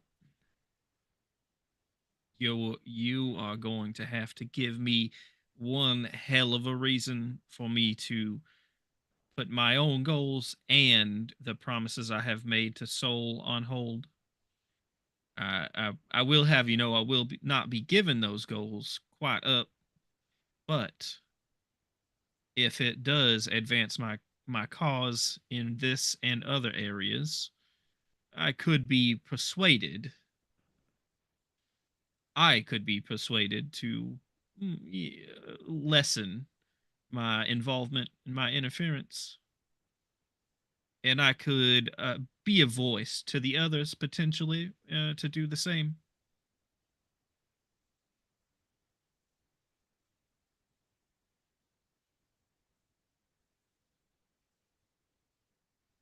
I don't know that I could persuade you by simply saying that you will not succeed regardless, but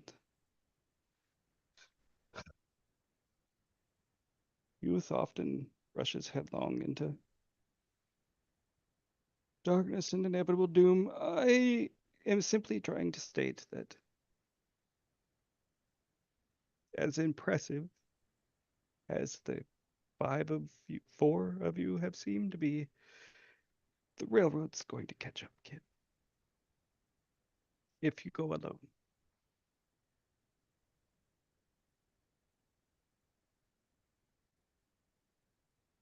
But Let's if you were to say invite the railroad,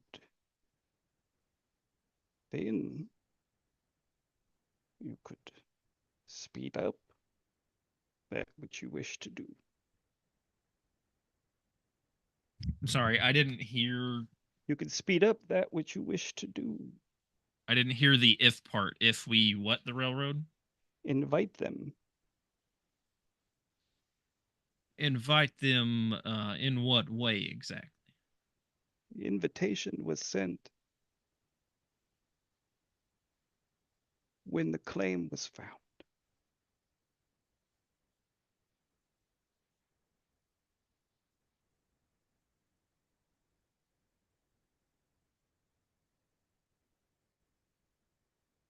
And that is why I'm here. Are you telling me that and Dusty's understanding of this is causing him to be agitated, even if his understanding is wrong. But he is trying to choose his words carefully to make sure that he understands before he goes too far. Are you telling me that the church had something to do with inviting the railroad to this area, specifically this portion of the railroad? No. No. Okay. What I'm saying is, when that claim was found, an invitation went out to the railroads. Members of my order look for such invitations. So you're after the claim as well? No. I'm after the railroad.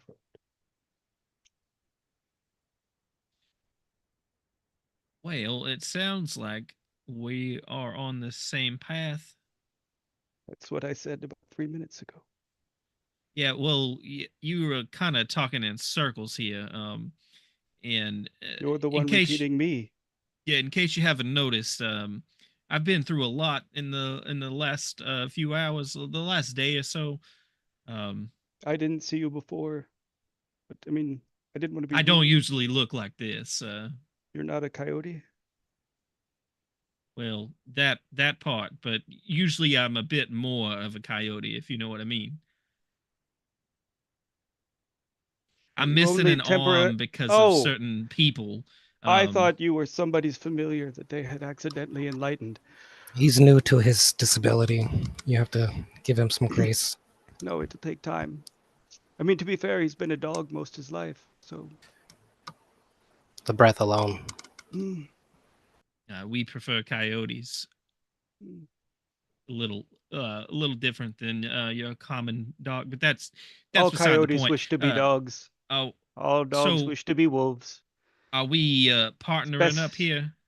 Is that I live here. I don't, well, I mean, I do now. Ernesto said it was fine.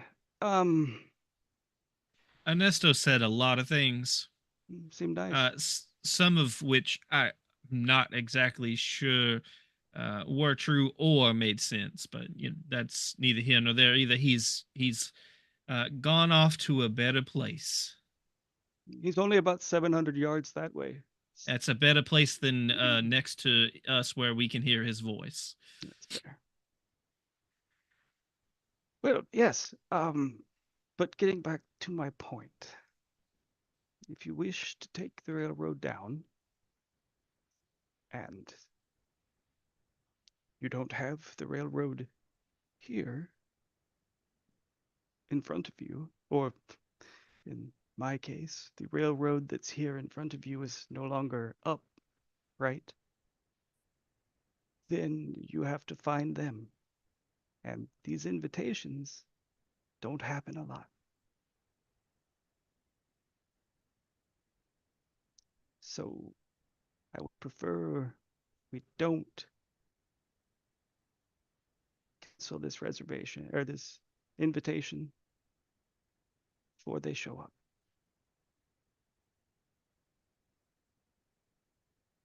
I guess that might be a good point, as only a few of the representatives are here at this time. Taking a representative or two out may not deal exactly the blow that we're looking for.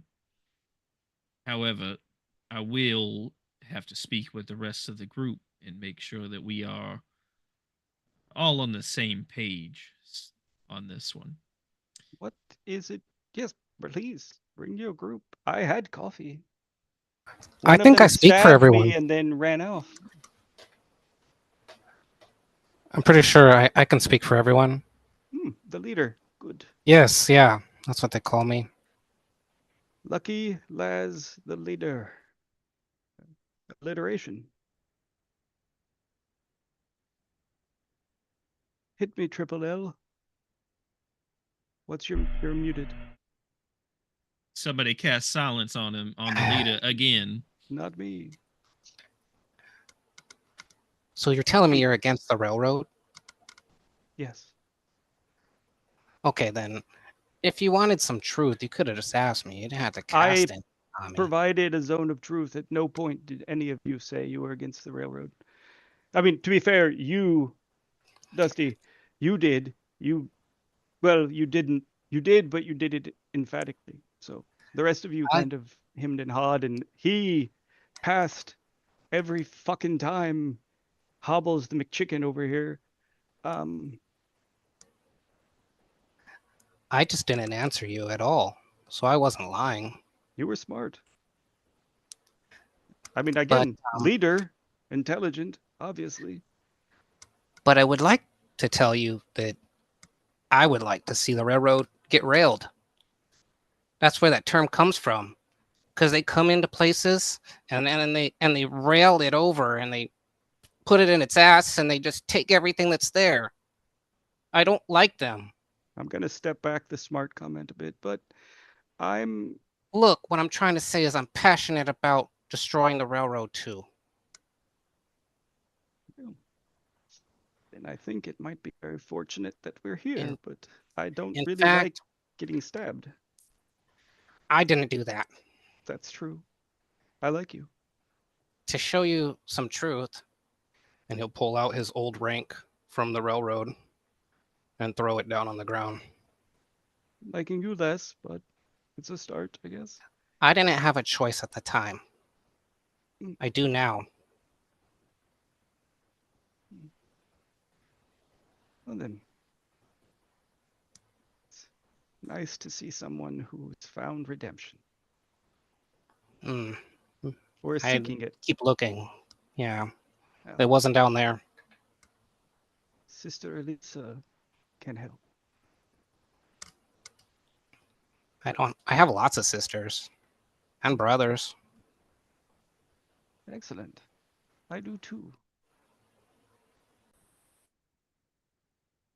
So, 2 are on board. And 2 are... I don't know what you're doing, and I'm sure it's super, super stealthy, but you were digging out there at some point. I heard digging. I don't know what you did. I didn't see it. I don't care.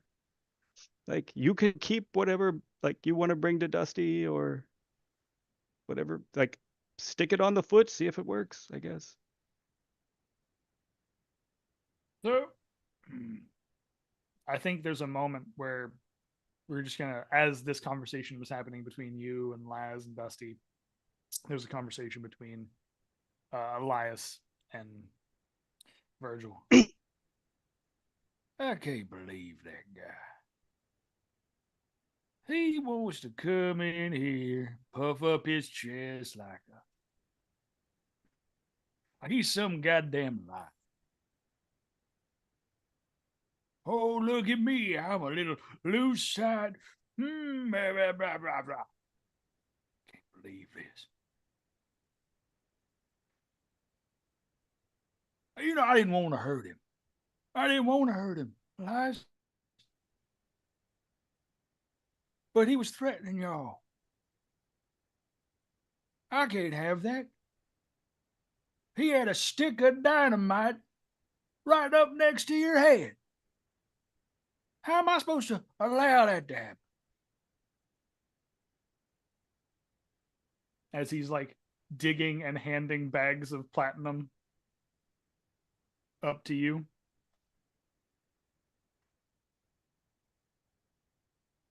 I know I was wrong, but I just want to keep y'all safe.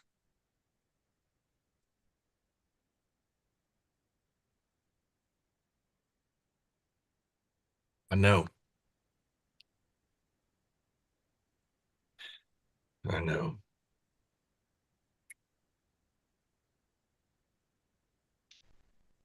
You think he's gonna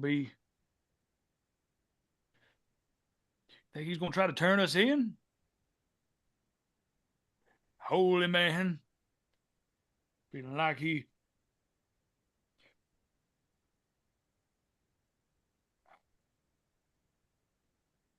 maybe I'm just paranoid.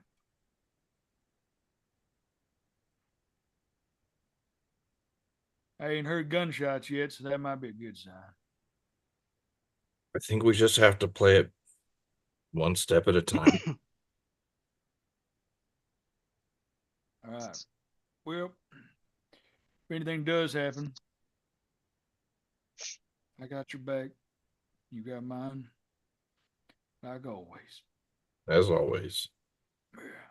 And he'll hobble his way back out of the pit. And begin to walk back over to the rest of the group. So we come to a consensus because I didn't hear any shooting or hollering. To be fair, you left. Yep, I did. That I did. Needed to clear the air.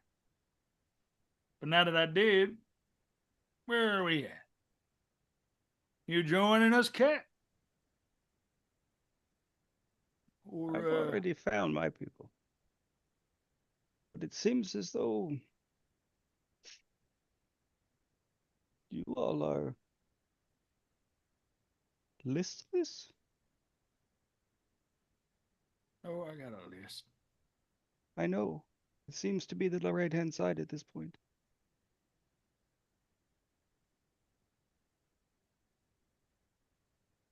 Virgil, I think I don't know how you and Elias feel about the railroad exactly.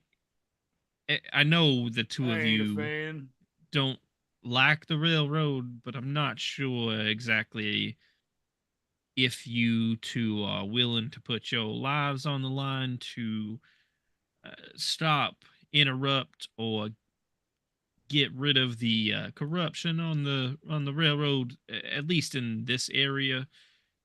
But Or I, profit. We haven't gotten there yet, but profit's the other option. but I believe that our new friend here might be able to help us get a step further.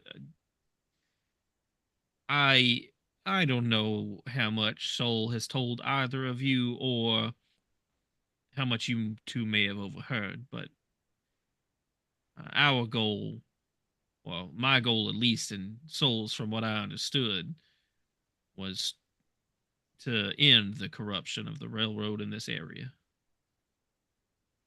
And I believe Lucky has signed on to that idea as well. Oh, that's the whole reason I'm here. That's who I left. I used to go into claims just like this. I know what they do to people. We gotta stop it. Wasn't my intention, but hell. He kind of looks at the four of you. We going through a lot together, boys. As long as kind of looks over at Elias. As long as we're together, I'm all right.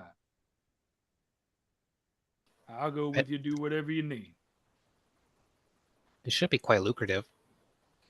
Has And been if so far. money's involved, then that's great. That's wonderful. Money's involved, excellent. Everybody Lucrative gets so paid. far. Everybody gets what they want. That's wonderful.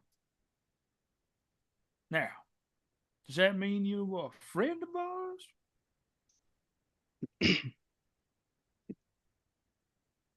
Well, I don't know if I would say friends yet. Friends don't stab friends where I'm from. Well, I didn't stab you. I just touched you. Can't help if my touch is infectious and it murders you. Can't help that. Sorry Well, about it. I mean, I feel like that's something that probably is within your control. I think if I had to. Well, we've been telling him he needs to see a physician about that. We just haven't quite had the time to take care of his infectious touch. But to It's a put gift. Go ahead. It's a gift, not a curse. If you are inclined to disrupt railroad activities through the systematic elimination of senior leadership and targets of interest, then we may be able to work together. But if your interests lie in preventing the railroad from coming to this claim, then we are at an impasse.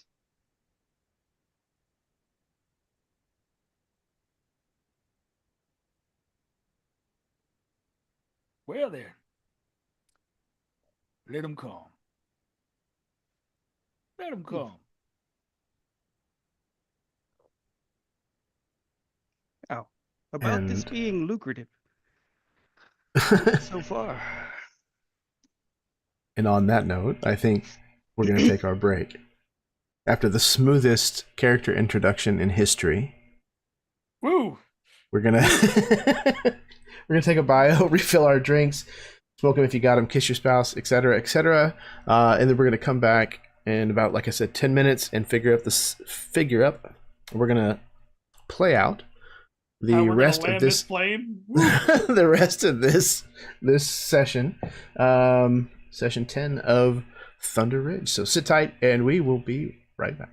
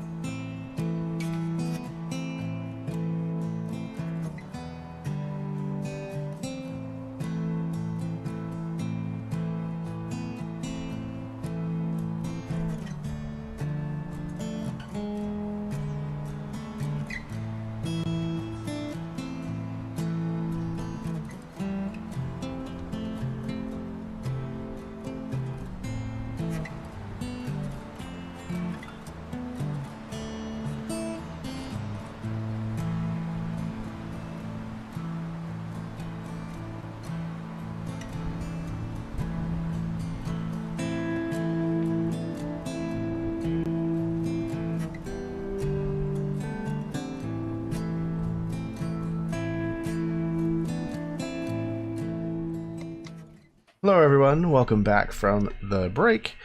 We are here with session 10 of Thunder Ridge, entitled, appropriately, Inherited Troubles.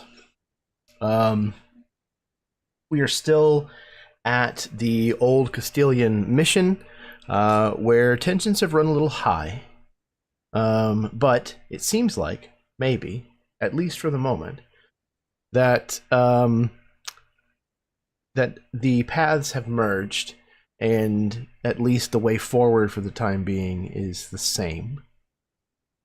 So, then the question becomes, what's next? We've laid Soul to rest. We've dug up the money that was buried in the cemetery. We've drank coffee.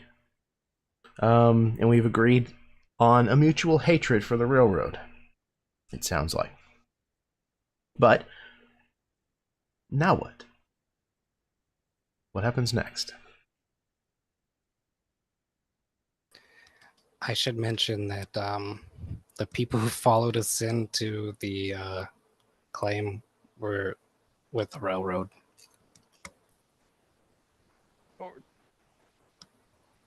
Yeah, I appreciate the honesty.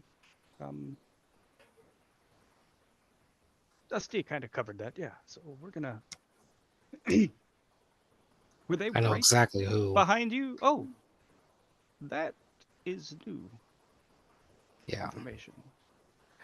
You see, and he would take off his gauntlet, and you'd see that he doesn't have a hand, and you take off a boot, and he doesn't have a leg, and I'm proud of each of you for all that you've accomplished in spite of this.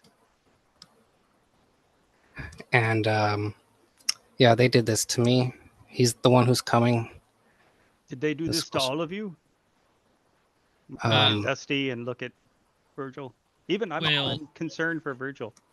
Well, Virgil kind of inadvertently did this to him and myself. It was not intentional, and while I will continue to give him a hard time about it, again, it was not malicious, intentional, or otherwise. I see a lot of things in this line of work, and I'm rarely surprised. But the fact that I have 4 people-ish things in front of me, missing 4 limbs between them, and one of them's fully intact. And it's not all related. And you're not a religion, we've covered that. Is this a support group, or... Well, Virgil and I weren't missing our limbs until what, yesterday? It was a this spell. is a new development. It was a scroll mishap, all right? I am not a wizard by any means, and I saw a scroll, and I used a scroll, and I fucked up. I will be honest about it. I won't lie about it. I messed up. I will never do that again. Magic 101. Yeah, Magic 101, which guess what? I don't know if you know, but in the line of crime and criminals, we don't really get an opportunity to go to those fancy arcane schools and learn about how to read scrolls correctly. I can't help what I was born into, okay? Okay, Mr. Railroad, I understand. But you're just out here just using magic. You haven't even learned it. No, What? because I was given magic. Oh. So okay, I here, know let me that. give you this. Here. So the fault You gonna cast these too? The fault seems to be with who taught him to read. That seems to be the problem. I'm not sure he knows how. I think that was the problem. Good point. Sorry, we're off topic. I apologize. It's an interesting. I mean, you have to admit, from this side of the table. Ooh, if I could fly right now, I'd be picking all your asses up and dropping you from the highest cliff. No. Oh, no, thank God. I was worried. seemed like perhaps you've had a day. I Want have. to take a nap? Oh, I would love to.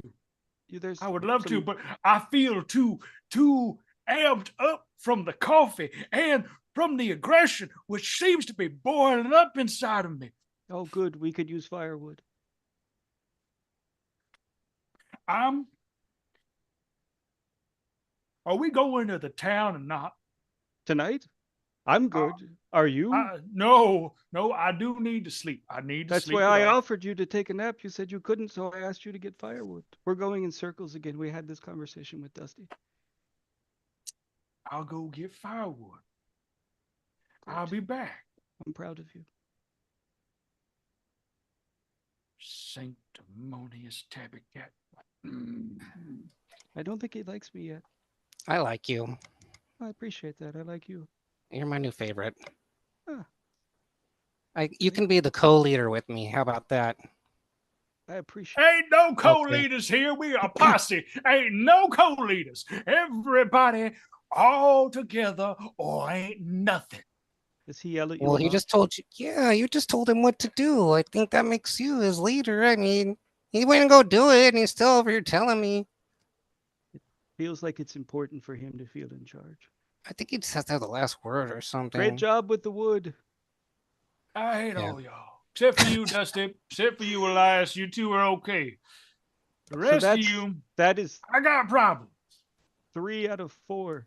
Or 3 out of 5, I think. Not good odds. Don't tell him numbers. He'll get there. Yeah, I know. Counting seemed to. Yes. So it sounds like, if I heard you correctly, the railroad is after you. They might come through my basement, which is fine. This place is, well, I don't want to fix it, to be honest with you. So yeah, perhaps we should go into town. Was there above table, is there a mission in town or a church in town? The Castellarian Empire? So, yes, there would be a church in town. They don't really make missions as much anymore. Like that was the initial kind of push out into the frontier. Now they're more like you would expect to see in a Western town, like a board siding, steeples. It's more like a traditional church. As a cat, I'm assuming I took the train in. I can compartmentalize my anger. As such to ride the train for the comfort.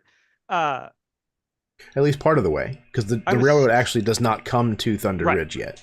Yeah, I probably took I probably talked my way into a carriage that wasn't robbed by vandals and thrown into a ravine for dead. Although I had heard about it. It seems unfortunate, but yeah, it does.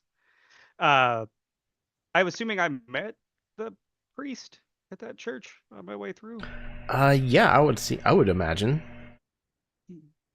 I don't know if I made an NPC for that. Just a little hat. You have a few minutes. But I will make one if I don't have one.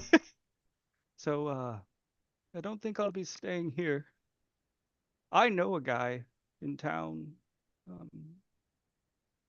Comes with the territory. I think they may have pews you could sleep on if you're destitute. Seems like this venture cost you an arm and a leg. Just kidding. We had a place in town. As Virgil kind of comes back from his little route of getting firewood, and as he's like chucking the firewood down, he goes, "We had a place in town, but I don't know how well we'll be received now that we've lost our party's face man. Soul was sort of Laz, the leader, wasn't in charge. Well, Soul was the mouthpiece, I suppose. You didn't take that on. That's right. Zing. Well, now you can Speaking of our place in town, I imagine Primrose is going to be quite upset when she finds out. that your benefactor? Who wants to tell her? Seeing as I have this, I'll have his burned out arcane crystal.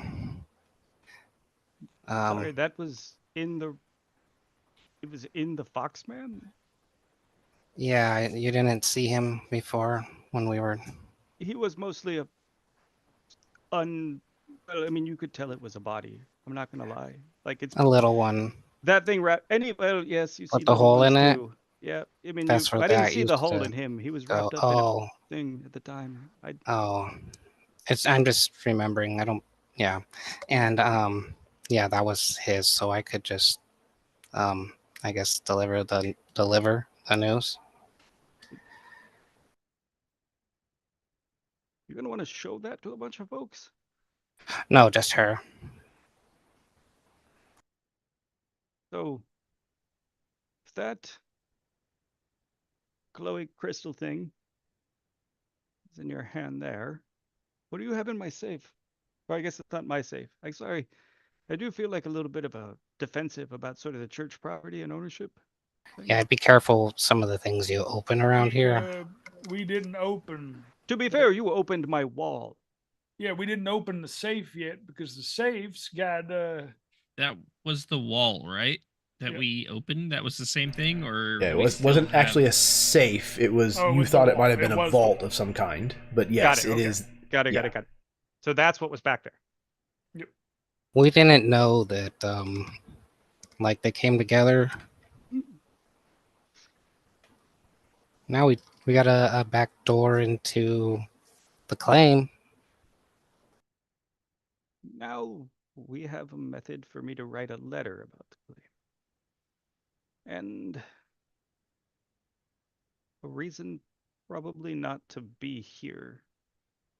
I assume you dug up whatever it is you needed and Yep. buried whatever it is you needed. Yep. Are you safe returning to town?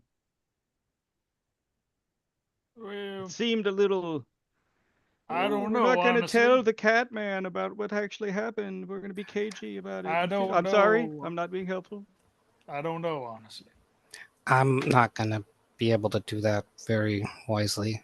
Maybe Sorry, under the Lucky. cover. Why? What happened?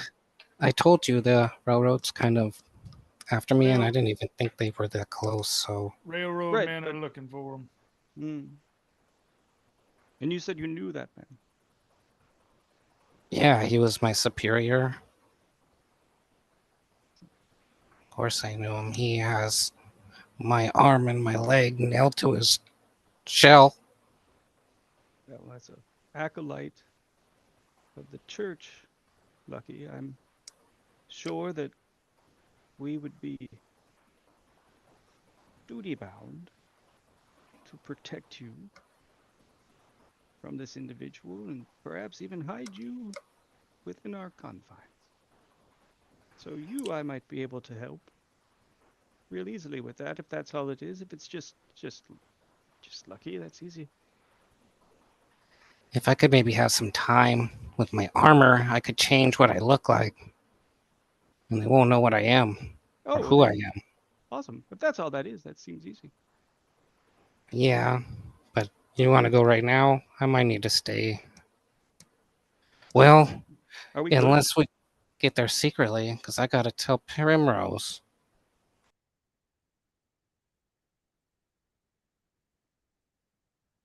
It is. What time is it, Jeremy? At the sound of the tone.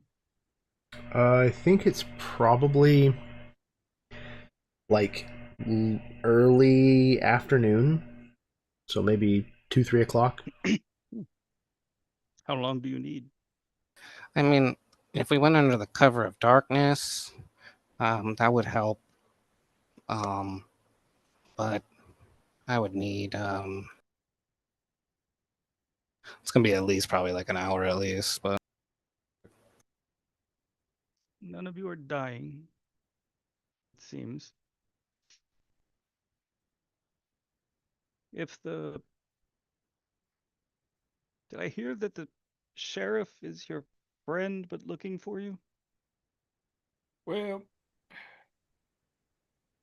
it's a complicated relationship that got more complicated on account of a firefight that, well, we may or may not be implicated in, depending on what evidence they find. Elaborate. Well, essentially, you know, the gentleman that Laz was being hunted after? Yeah, well, they had a posse in town, and we ran up on them, trying to get the jump on them. And, well, we took out quite a few of their posse. Now, unfortunately, with that, I was shot square in the chest with a shotgun, and my feathers are probably all over that crime scene. Well, the feathers being on the crime scene is quite unfortunate. But Yep. did anyone survive? Oh, yeah, all of us did. We did. They didn't. So if I'm hearing this correctly, Lucky, Lazarus, acolyte of the church, convert, and somebody I've worked with closely now. You ran into somebody who drove you to us. The past, injured and afraid, tried to run when you were beset upon by hooligans from the railroad, was it? Yeah, I mean, hooligans is your word, but yeah. Yeah. When, fortunately, this, and I'm going to look at your missing foot, upstanding gentleman whom you've known through, well, our work with the unfortunate, was able to come to your aid at great personal cost. And once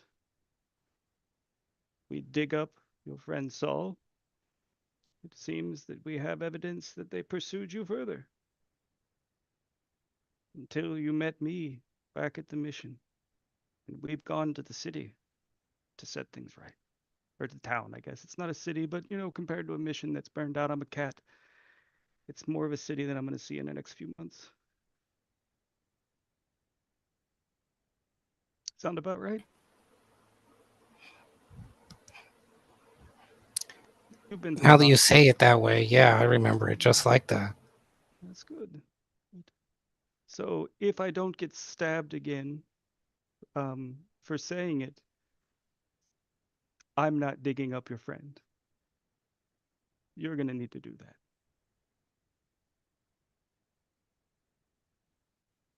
If this is a necessary step, Well, I mean, I will. let's I just will be not. blunt. It's I doubt he was actually of the same faith as us. Although the lady does shines her radiance upon believer and not believer alike, matters not. Although skillfully executed, I think your friend might deserve something more befitting of what he would have wanted than the fumblefuckery that was being buried in a random mission in an unmarked grave.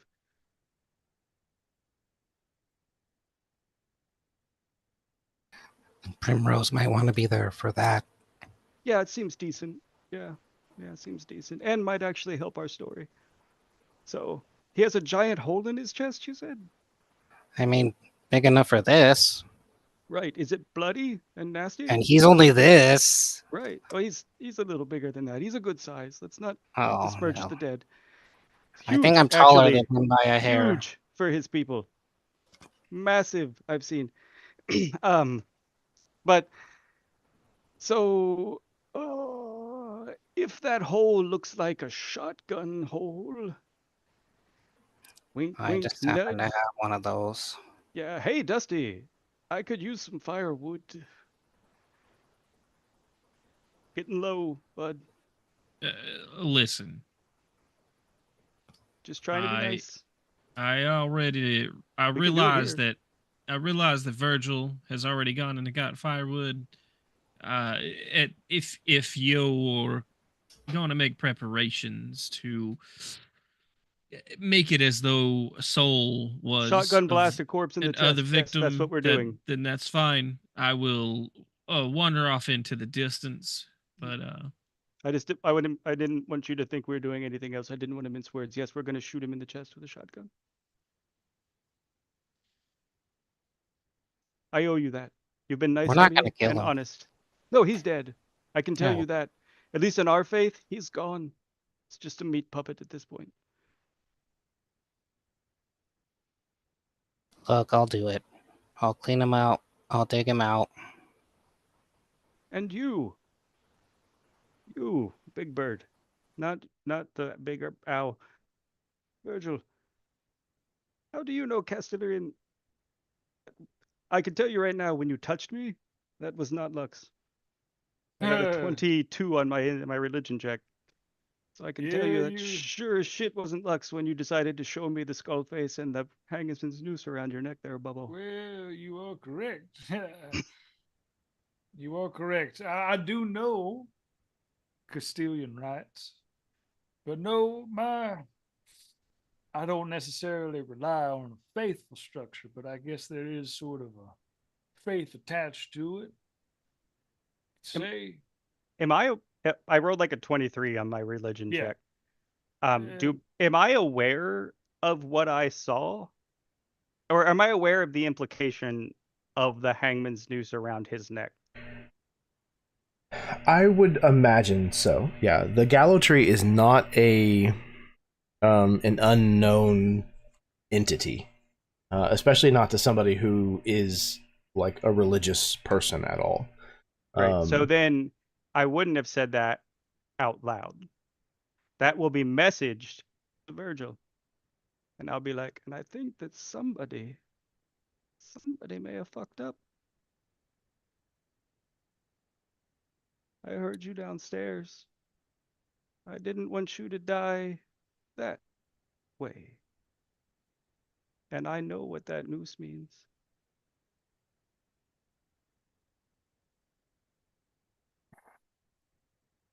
Cat. Yes. Cat. Yes, you are right. I did not want him to die that way.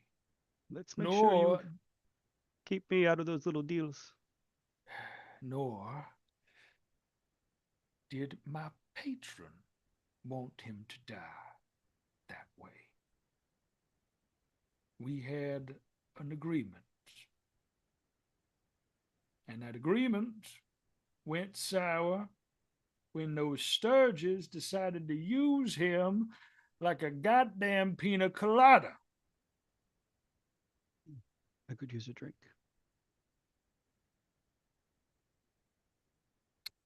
So yes, he was supposed to die by my hand. And that would have been at a time of my choosing. I would have allowed him to live a life and do as he wanted. And eventually the noose would have come for him. But this place took him from me. And I actually really liked him. He was annoying as shit, but he was a good man. I didn't want to take his life. And I think in the moment like that noose like tightened up around his neck. I didn't want to take it. But I knew I had to. I had to. It just didn't pan out the way I wanted. So, yeah. but I do know Castilian rights. I know religions. I have to. It's my job. I'm an undertaker. Outside of being a criminal, amongst other things. Perhaps if you study harder, we might find you. Calling. You think you go change me to a lucite? All I'm saying is, I choose who I kill.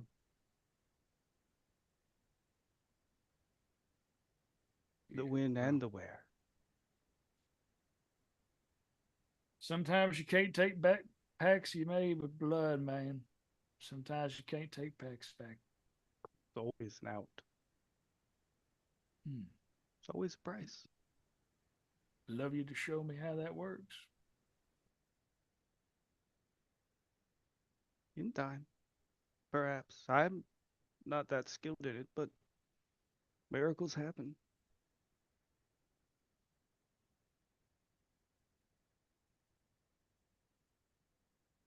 Now, Lucky, are you shooting him or Virgil? Might feel better. Might get a little bit of a chip off the old shoulder, if you know what I'm saying. All right, fine. I'll do it.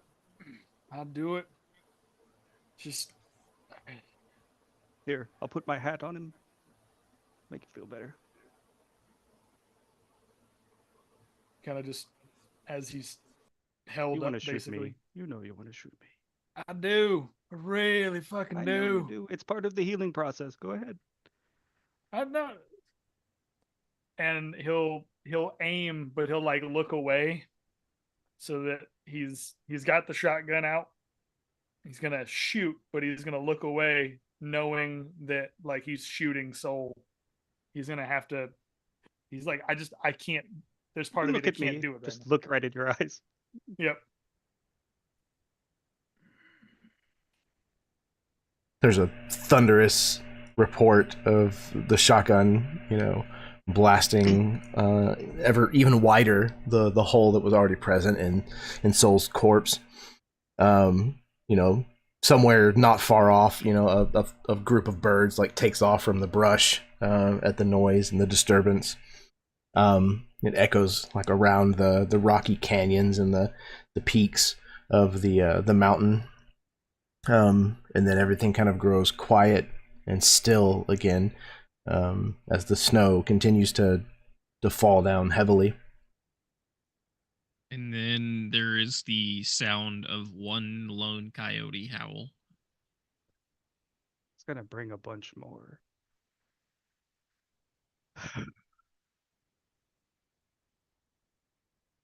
Well, Virgil, I think that perhaps you and I and Saul can start ahead, and Dusty and Laz and Elias can catch up or meet at the church. I prefer to travel before dark. Personal preference and all.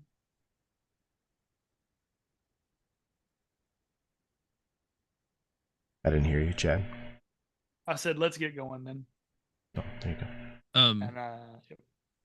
Before we go to town, because I think this is something we would have discussed already, but I don't think we've really thought about it.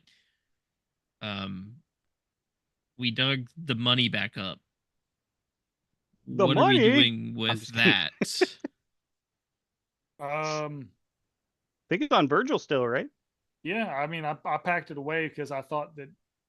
Keep in mind, this is me thinking that you were coming to reclaim the abandoned church or the abandoned like ruin.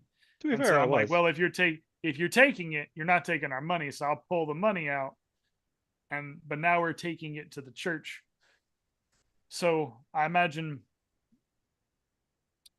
on the ride there. So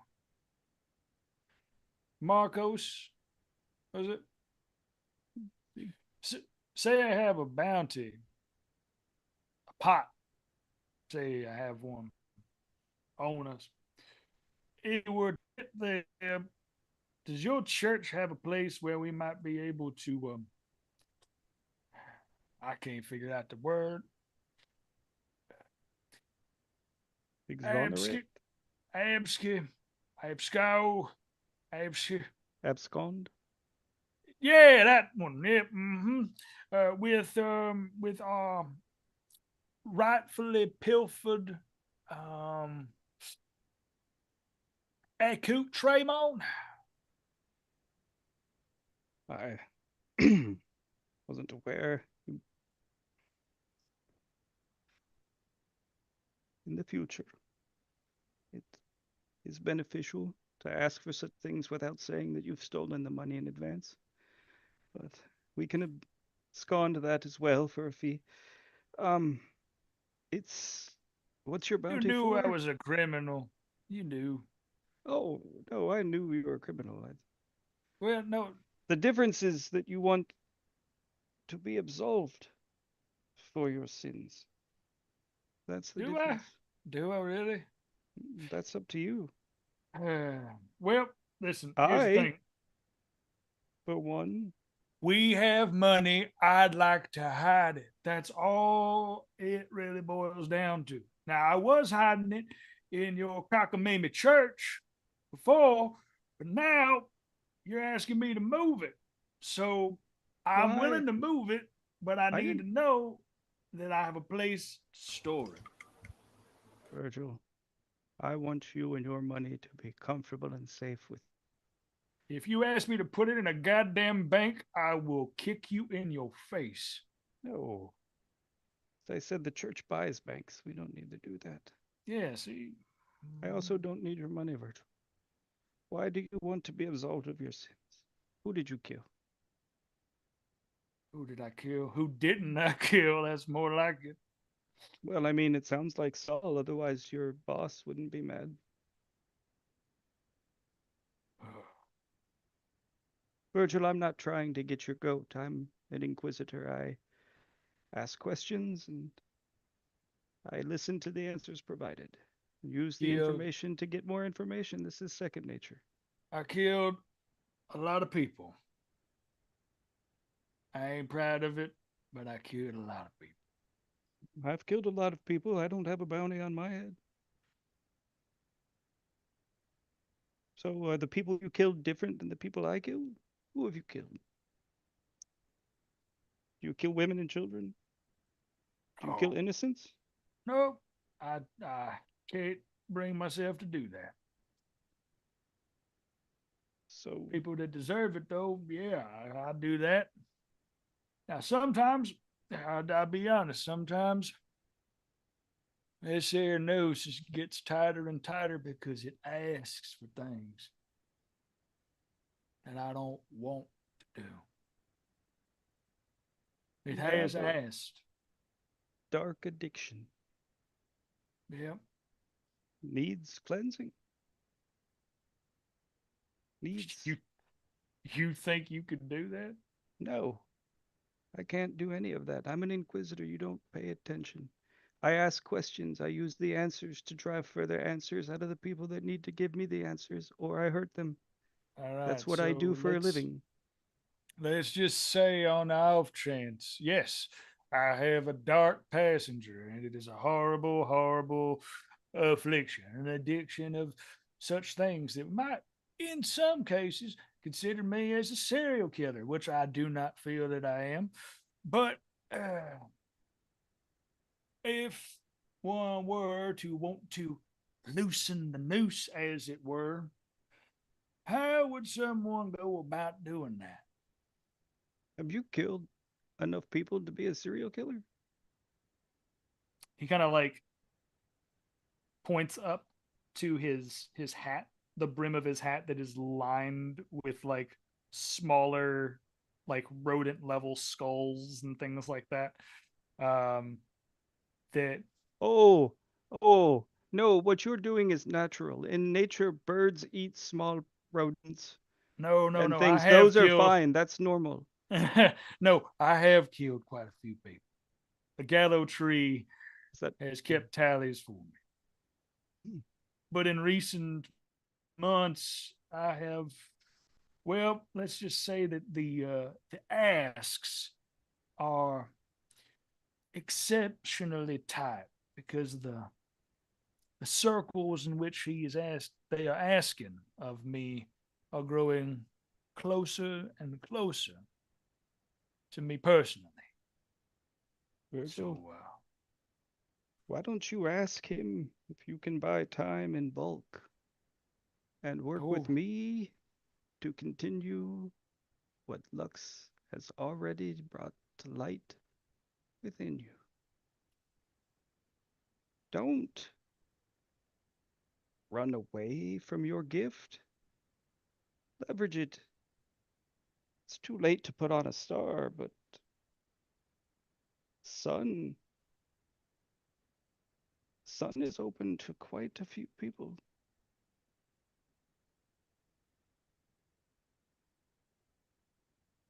Look at me. Did you think I was a father?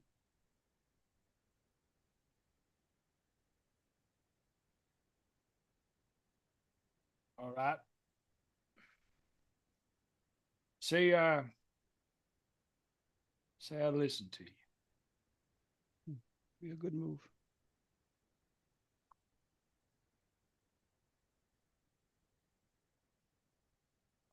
It's going to take effort. You're going to. The local parish is not equipped to handle a cup of coffee, let alone measure such of this, but my patron, as it were, she has worked greater miracles.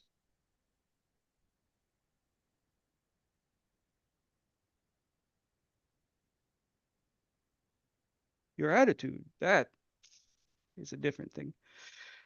It might be best to take a vow of silence when we get to the church.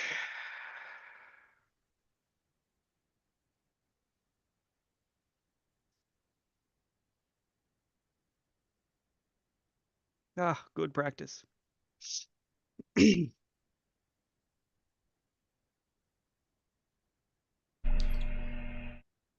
All right. And with that, you're headed back to The Thunder Ridge. church, Thunder Ridge, arriving. I'm assuming we're timing it to arrive. I'm trying to time it to be riding at dusk, arriving at dark. Okay. Right? I'm a father of the light, after all. And we're gonna go straight to the church. My plan is to get everybody to the church, and then above board for everybody else. My plan is to get everybody to the church, On time. and figure out and make plans from there. Yeah. Okay. I heard that, by the way. I just caught it late, like a No, it's comedy okay. grenade. It was a terrible Like a comedy grenade. Ooh, oh. Okay, perfect. So I think as we see the two parts of the group head out separately, making their way back towards the town of Thunder Ridge, I think that's where we're going to wrap up the episode. Wow. That was wild. I did not expect most of that. So I am thrilled with where we are. I think this is going to work out beautifully.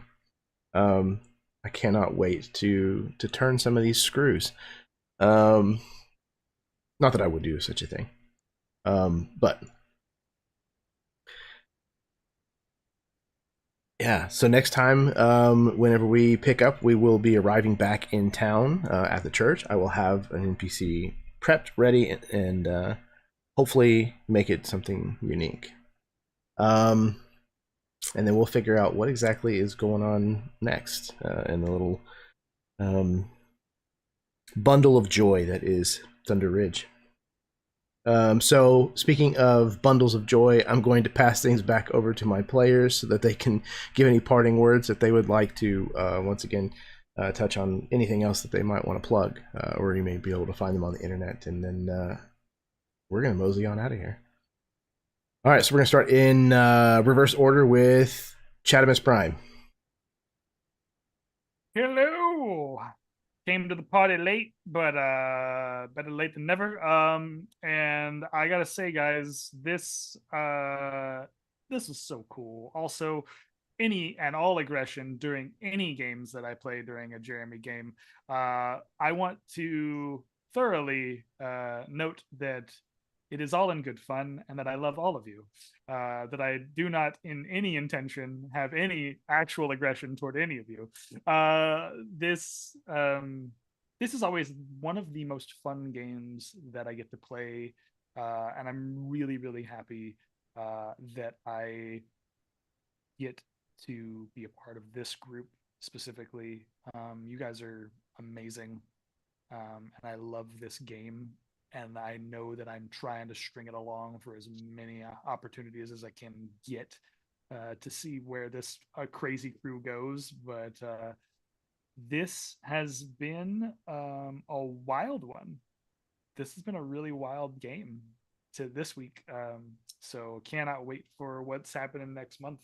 Jeremy, as always, thank you so much for running.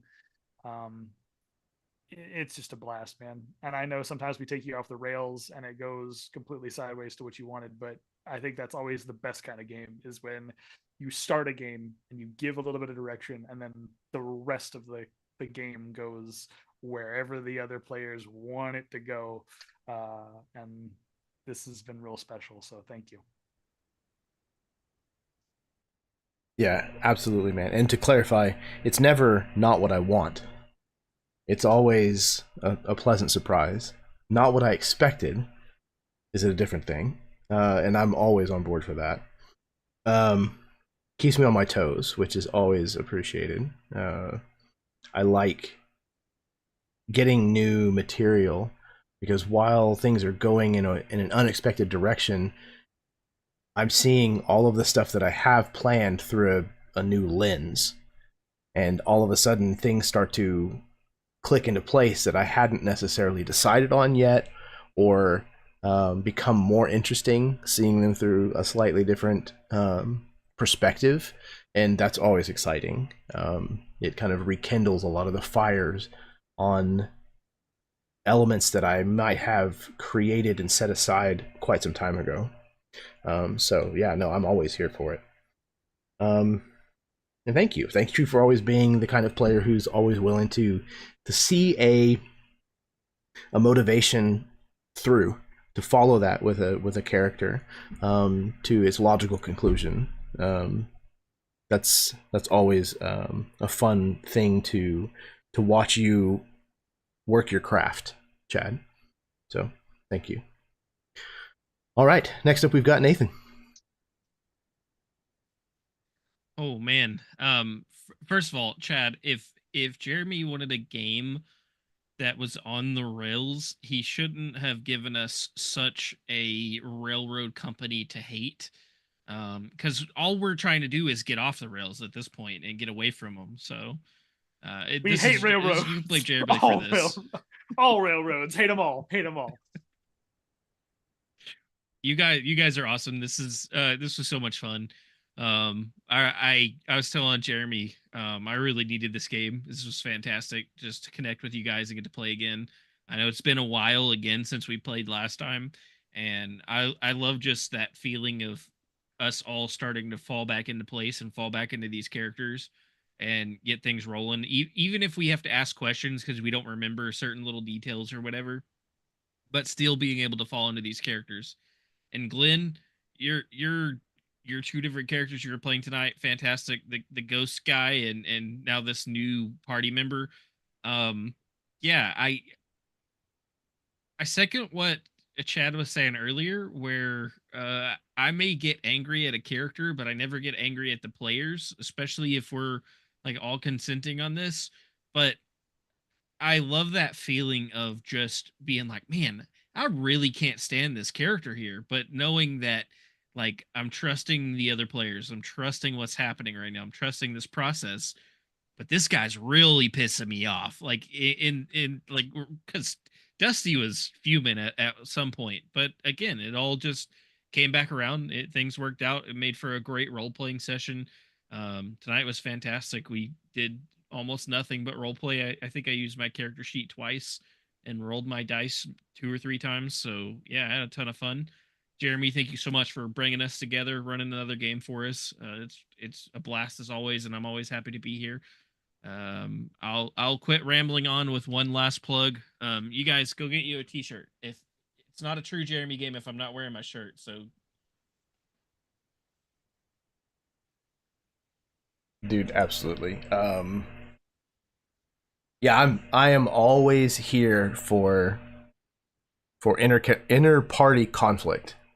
I think that as long as it is handled in a way that it doesn't turn into inter-table conflict, like you were kind of pointing on, it does not become meta problems. That it's always it always leads to fun, character-driven moments.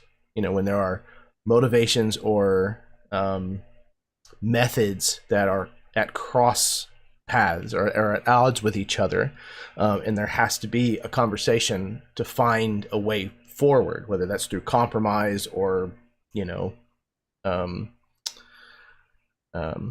intimidation or bribery or whatever. or dynamite. It always leads, or dynamite. That might fall under intimidation or bribery, depending on how the dynamite's being exchanged.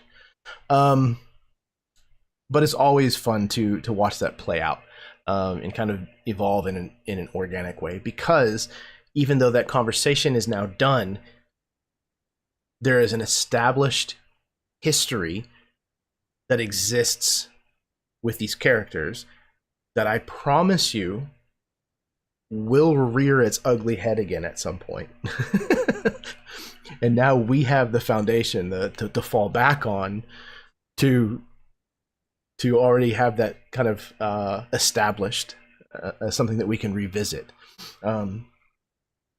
So I'm very much looking forward to what it's going to mean going forward with these characters and the way that they are going to be forced to work together or continue to choose to work together, and what that might mean in the future.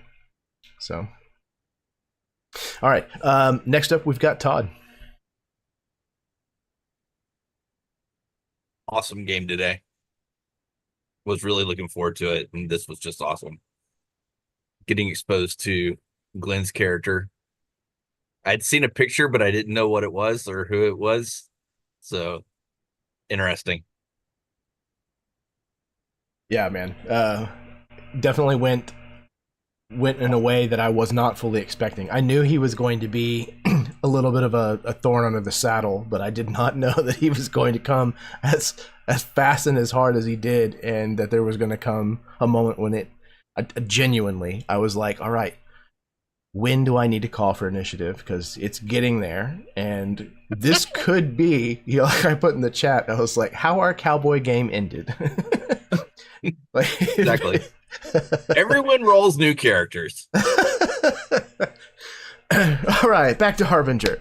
No, no, this was this was a lot of fun. I love sessions like this where I can just kind of sit back with a bucket of popcorn, and I wish I had popcorn, and just kind of watch things unfold. It's a lot of it brings me a lot of joy as a game master to have moments like that. All right, next up is Glenn. All right, thank you, everybody. That was an absolute blast of a session. Had so much fun. Obviously, because I got to be a spur under everybody's butt on that one. It was so much fun. And no, like, it was not at all what I anticipated. I thought, okay, they're going to be all fucked up. They're going to come out of the basement, come upstairs. For whatever reason, I thought we had made it like our hideout. Like, we had like left some stuff behind too. So I was like, oh, I'll pile all that in the middle. They'll be like, what's going on? And I'll have trapped the room, get him in a zone of truth. They'll tell me what's going on. Exposition. We can move forward. I don't know why I thought that with this group. And then it was like, well, I can't come, like, I've got to come hard, right? This character isn't not going to be intimidated by anybody walking in the door, especially like around asking questions. It's what I do. Oh, you hurt me while I did my job? Oh, no. Are you done, child? Go on. But there was a point where I was like, oh my God, I'm going to piss them off to the point where they kill me. This is awesome. Like, that is going to be dope. Like, that's a win, right? Like, if I can make you all so mad that you actually go PvP and kill, like, at the end of the day, great RP session, a lot of fun. That guy's dead. I become Spinal Tap. I just keep rolling new characters every other session, and we see what happens. So until I play drums for Spinal Tap, you won't find me online, but I'm looking forward to where the second half of the first arc of this trilogy goes. And 20 plus more sessions to go. Sounds good. I guess we'll have to see, huh? I mean, if we're going to keep making new characters and introducing them, then obviously it probably will go another 30, 40 sessions. Yeah, man, absolutely bonkers. But again, I'm here for it. I love the unpredictability of this hobby. These stories, after playing for as long as I've been playing, and as often as I have gotten the chance to play with as many different people as I've gotten to play with, that it can still surprise me every single time that I sit down at the table. That I never get to the point where I feel like I've seen it all before. That's a really, really cool byproduct of this hobby. So, all right, last but certainly not least, other Chad. That would be me. I would have to say thank you guys so much. So it was a good time. Same thing. I have to echo other people. Any inter-party conflict is strictly role-playing purposes, and otherwise, if I do upset anyone, please let me know. This is like role-playing the part that's like not in the book. Like there's not. It's just like the part you have to. It tells you how to roll the dice, what the numbers put together. That's what you get. But this is like a paragraph or a page or whatever. It tells you you make up this stuff or whatever. So we did that almost all night long, and didn't really need the mechanics of the game really. So it's just telling stories. So if you're watching, thank you. And like this is all you got to do is screw around, goof off, and act like something maybe that's not yourself, and that's how you play D&D. Like you don't really need much more than that to role play. But if you haven't ever seen this place or this company called Absolute Tabletop, you should check them out. You can find them on like the socials. They have their own website. You can get products and stuff like that there. I'm not in any way affiliated. I just have been with them for a long time on socials, and that's where all this started for me. So it could probably start there for you, and you could run or play your own games. So thank you so much, Jeremy, for hosting. It's a pleasure. And I really built this character to be like Glenn and like planning on rolling another character, and I haven't yet. So I remember rolling some death saves once upon a time, but I haven't failed enough yet. So here I am. So I'll take him a piece at a time. No, actually, he came to me broken, so I'm just breaking other people, catching them up. When I got here. No, man. Again, like I second the shout out to AppTab. If you don't know what Absolute Tabletop is, then do yourself the favor. Go check them out. Check out any of the products that they made. I think Ether Nexus, which is their most recent book that kickstarted not that long ago, is either about to be or is already available now in physical print, which is really cool. Small, tooting my own horn. I wrote an adventure in that book, as well as did some play testing. So apparently, I got an email. It should be coming in the mail. Yep. I'm waiting for my contributor copy. I'm Orders very, very excited to Q1 have 2025. Q1 2025 pre-orders will ship. Hey, there you go. Yep. Yeah, I'm super stoked to have a book on my shelf that has my name in it. That I am beyond thrilled. Looks amazing too. Yeah, the artwork is so on point, and it's a really fun and interesting system. It's very gonzo, And it's based on the mecha hack, which is one of my favorite systems. Very rules light system that is just a ton of fun to run, but also to tinker under the hood with. I've run a lot of mecha hack here on the channel. I use it to run Halo and Mad Max and all kinds of different stuff. So if you like mecha and you like crazy anime, like flying ships and mecha that have like magic powered technology driving them, as well as the pilots kind of being connected by a nexus full of like mental abilities, definitely go check out Ether Nexus. But off on a little tangent. Thank you all of you for having me put this game together and to run this, and for being interested in playing in Caldera. It's a setting that I really enjoy running and kind of exploring how to straddle that boundary between fantasy and Western and kind of what that looks like. And it's always a blast. So thank you very, very much for being here.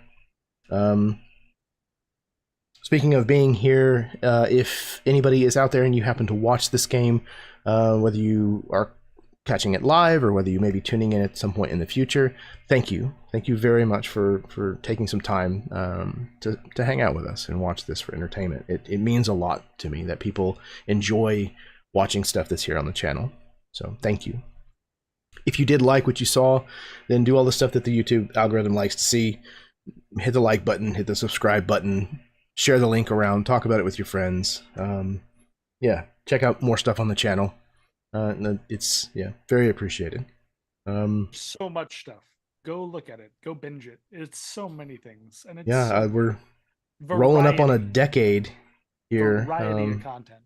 It'll be 10 years this November that I've been doing this. Yeah, absolutely. Dude, we got to celebrate then. We got to do like a celebration. Yeah, that'd be a great idea. I need to do something special for that. November, yeah, for sure. I'll have to give that some serious thought. Figure out what I want to do about that. But what else? Remember, kindness is a free action. It costs you absolutely nothing to be kind to someone, and dear God, the world needs as much kindness as it could possibly get right now. So, go out and be kind, unless they're a Nazi, and then kick their teeth in. But I think that's everything from me. So, until next time, your dice roll high and your snacks always be within reach.